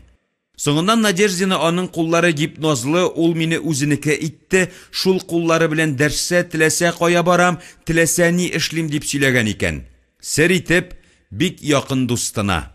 Ишектән Асылбаеваның аксыл кыңгырт башы, ак чырае күренгәч, Ринат Абдуллович гипнозлы кулы белән изәп, чыгып көтеп торырга кушты. Утырсын, әйткән вакытта керә белергә иде, янәсе телефоннан сөйләшә. Бираздан уланы үзе чакыртып кертте. Күптән түгел Надеждина бизәгән урындыкка утыртты. Үзе әйләнә торган күн креслосы янына барып басты. Утыргычта гәүдәсе кичерәеп, сеңеп калганны белә иде ул. Озын буйлы, төс, шибәр ханым янында аның гәүдәлерәк күрнәсе килгәндер инде. Так, сезгә ничә яшь була инде, Асылбаева? Кулыгыздагы кәгазьдә барысы да язылган, 28. Яшьтә түгел, картта түгел дип, үз алдына сөйләнә министр урынбасары хатынның анкетасын өйрәнгәндәй була. Бер француз әйткәндәй, мәхәббәт ике яклы.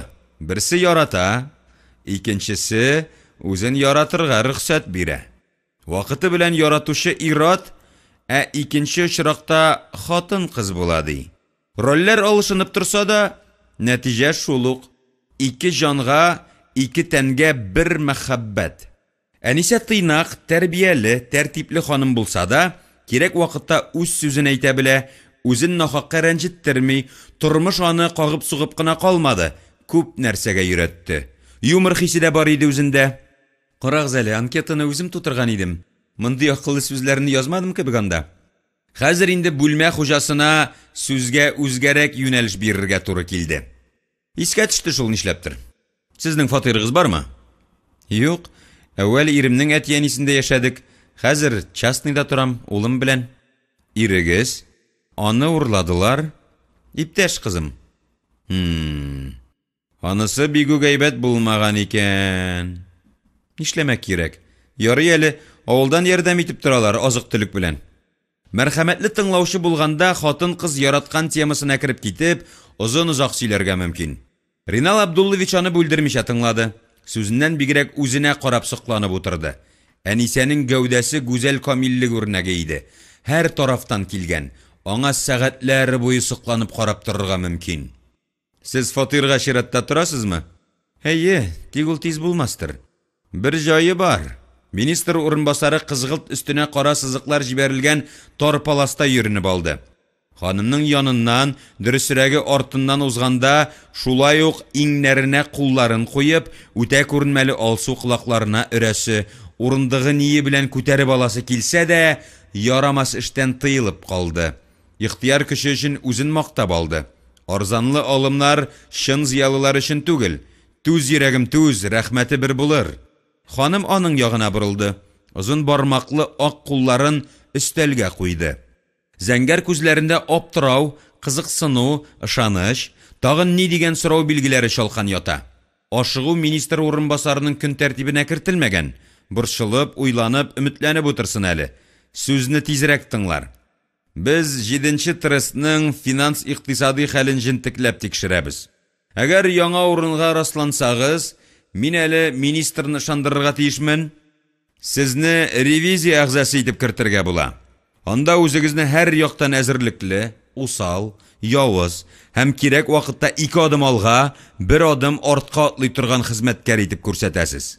Актларга кол куйганда мин шундый шартымны әйтәм. Миңа һәм Асылбаевага бушаган бер бүлмәле квартира бирәсез. Юкса, эшне хөкем оешмаларына тапшырабыз.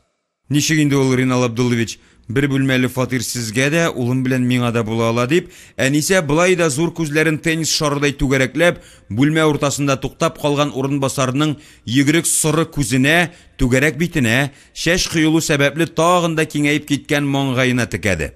Шаяртам сана, Әнисә Мортазовна, шуткую диләрме әле? Мин өй кытларга килермен. Димәк, ул миңа да була. Ярый, бетте. Без монда 2 хыяли сәрхуш, тумаган тайның билен сындырып утырабыз. Максатыбызга ирешү өчен ай-һай күп көч куясы булыр. Тик бергә булу кирәк.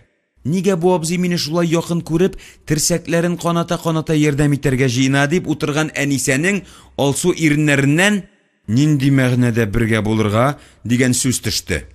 Менә шулай дип Ринал Абдуллович хатынның бармакларын йомшак кулына алды, иреннәренә тидерде.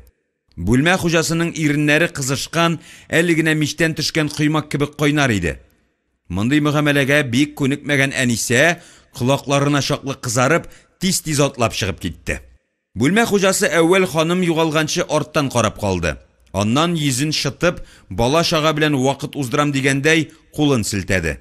Вәләкин вәгъдәсендә тора торган кеше буларак, А хәрефен әйткәч, Б-сын да әйтергә булды. Кем белә, бәлки ханымга акыл кирер әле, изгелекнең бәясен аңлау дәрәҗәсенә күтәрелер.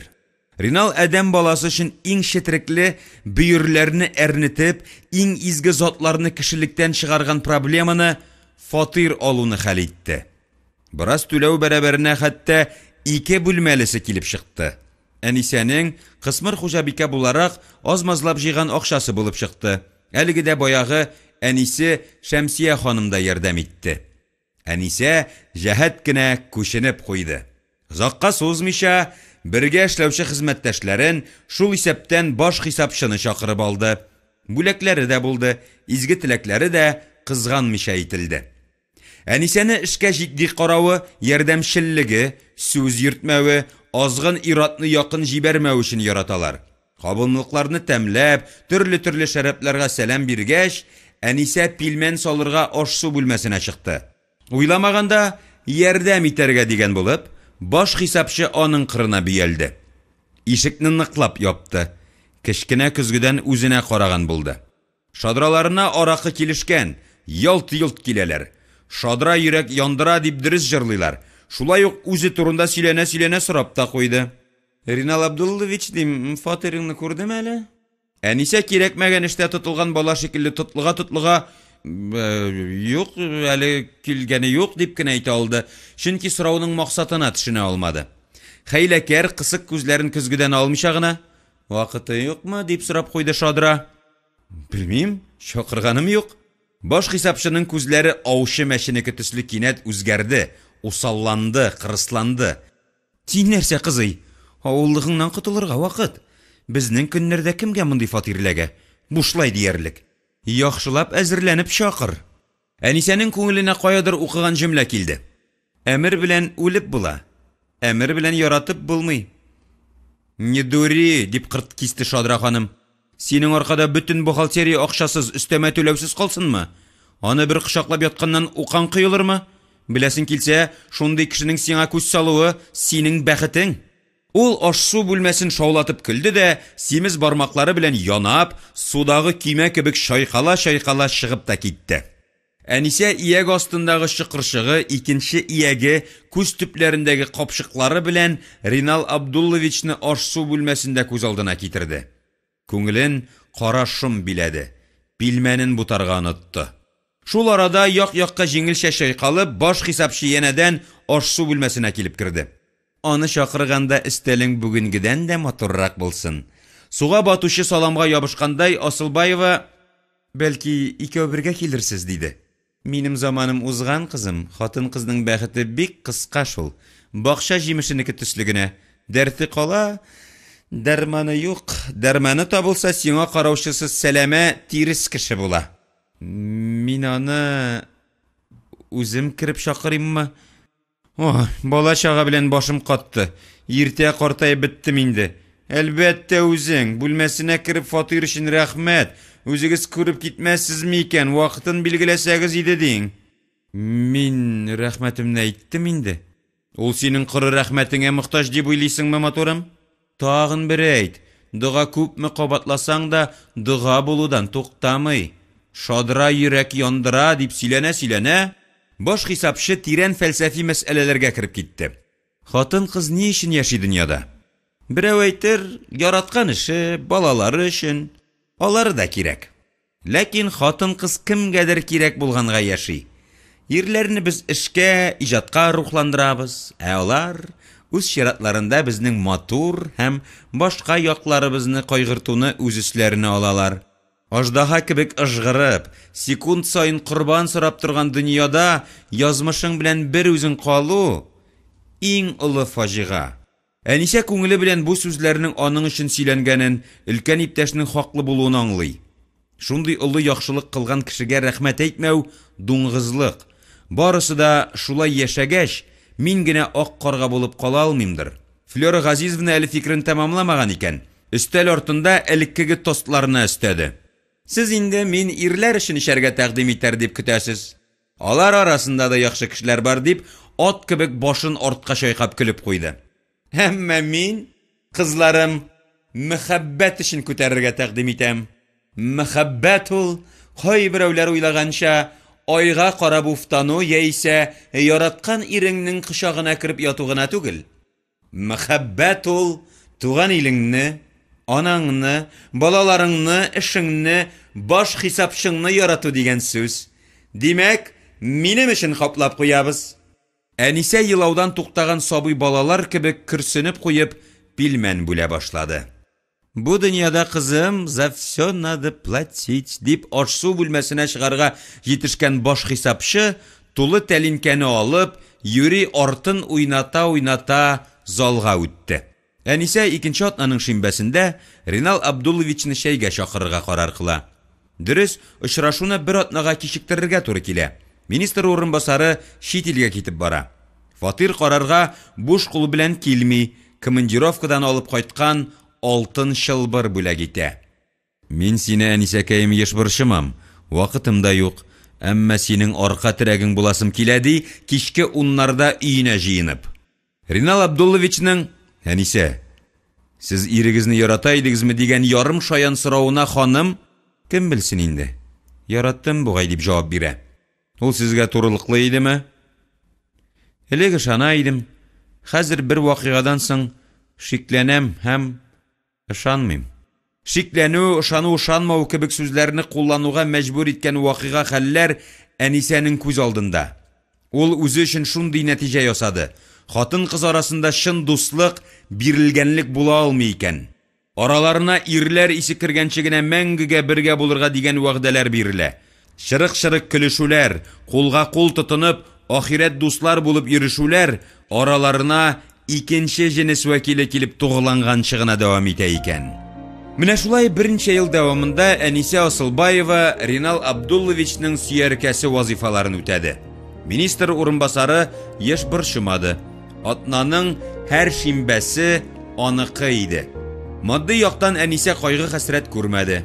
Башка ират белән бәйләнмәскә нәзер әйткән иде дә. Язмышның үз сызыклары бар икән шул. Әллә каян сөйкемле сөякле сәйите шырап куеп, бөтен кәртләрне бутады. Инде нишләргә? Ринал Абдулловичка бу хакта ничек әйтергә? Әйтми ярамас, намуссызлык булыр.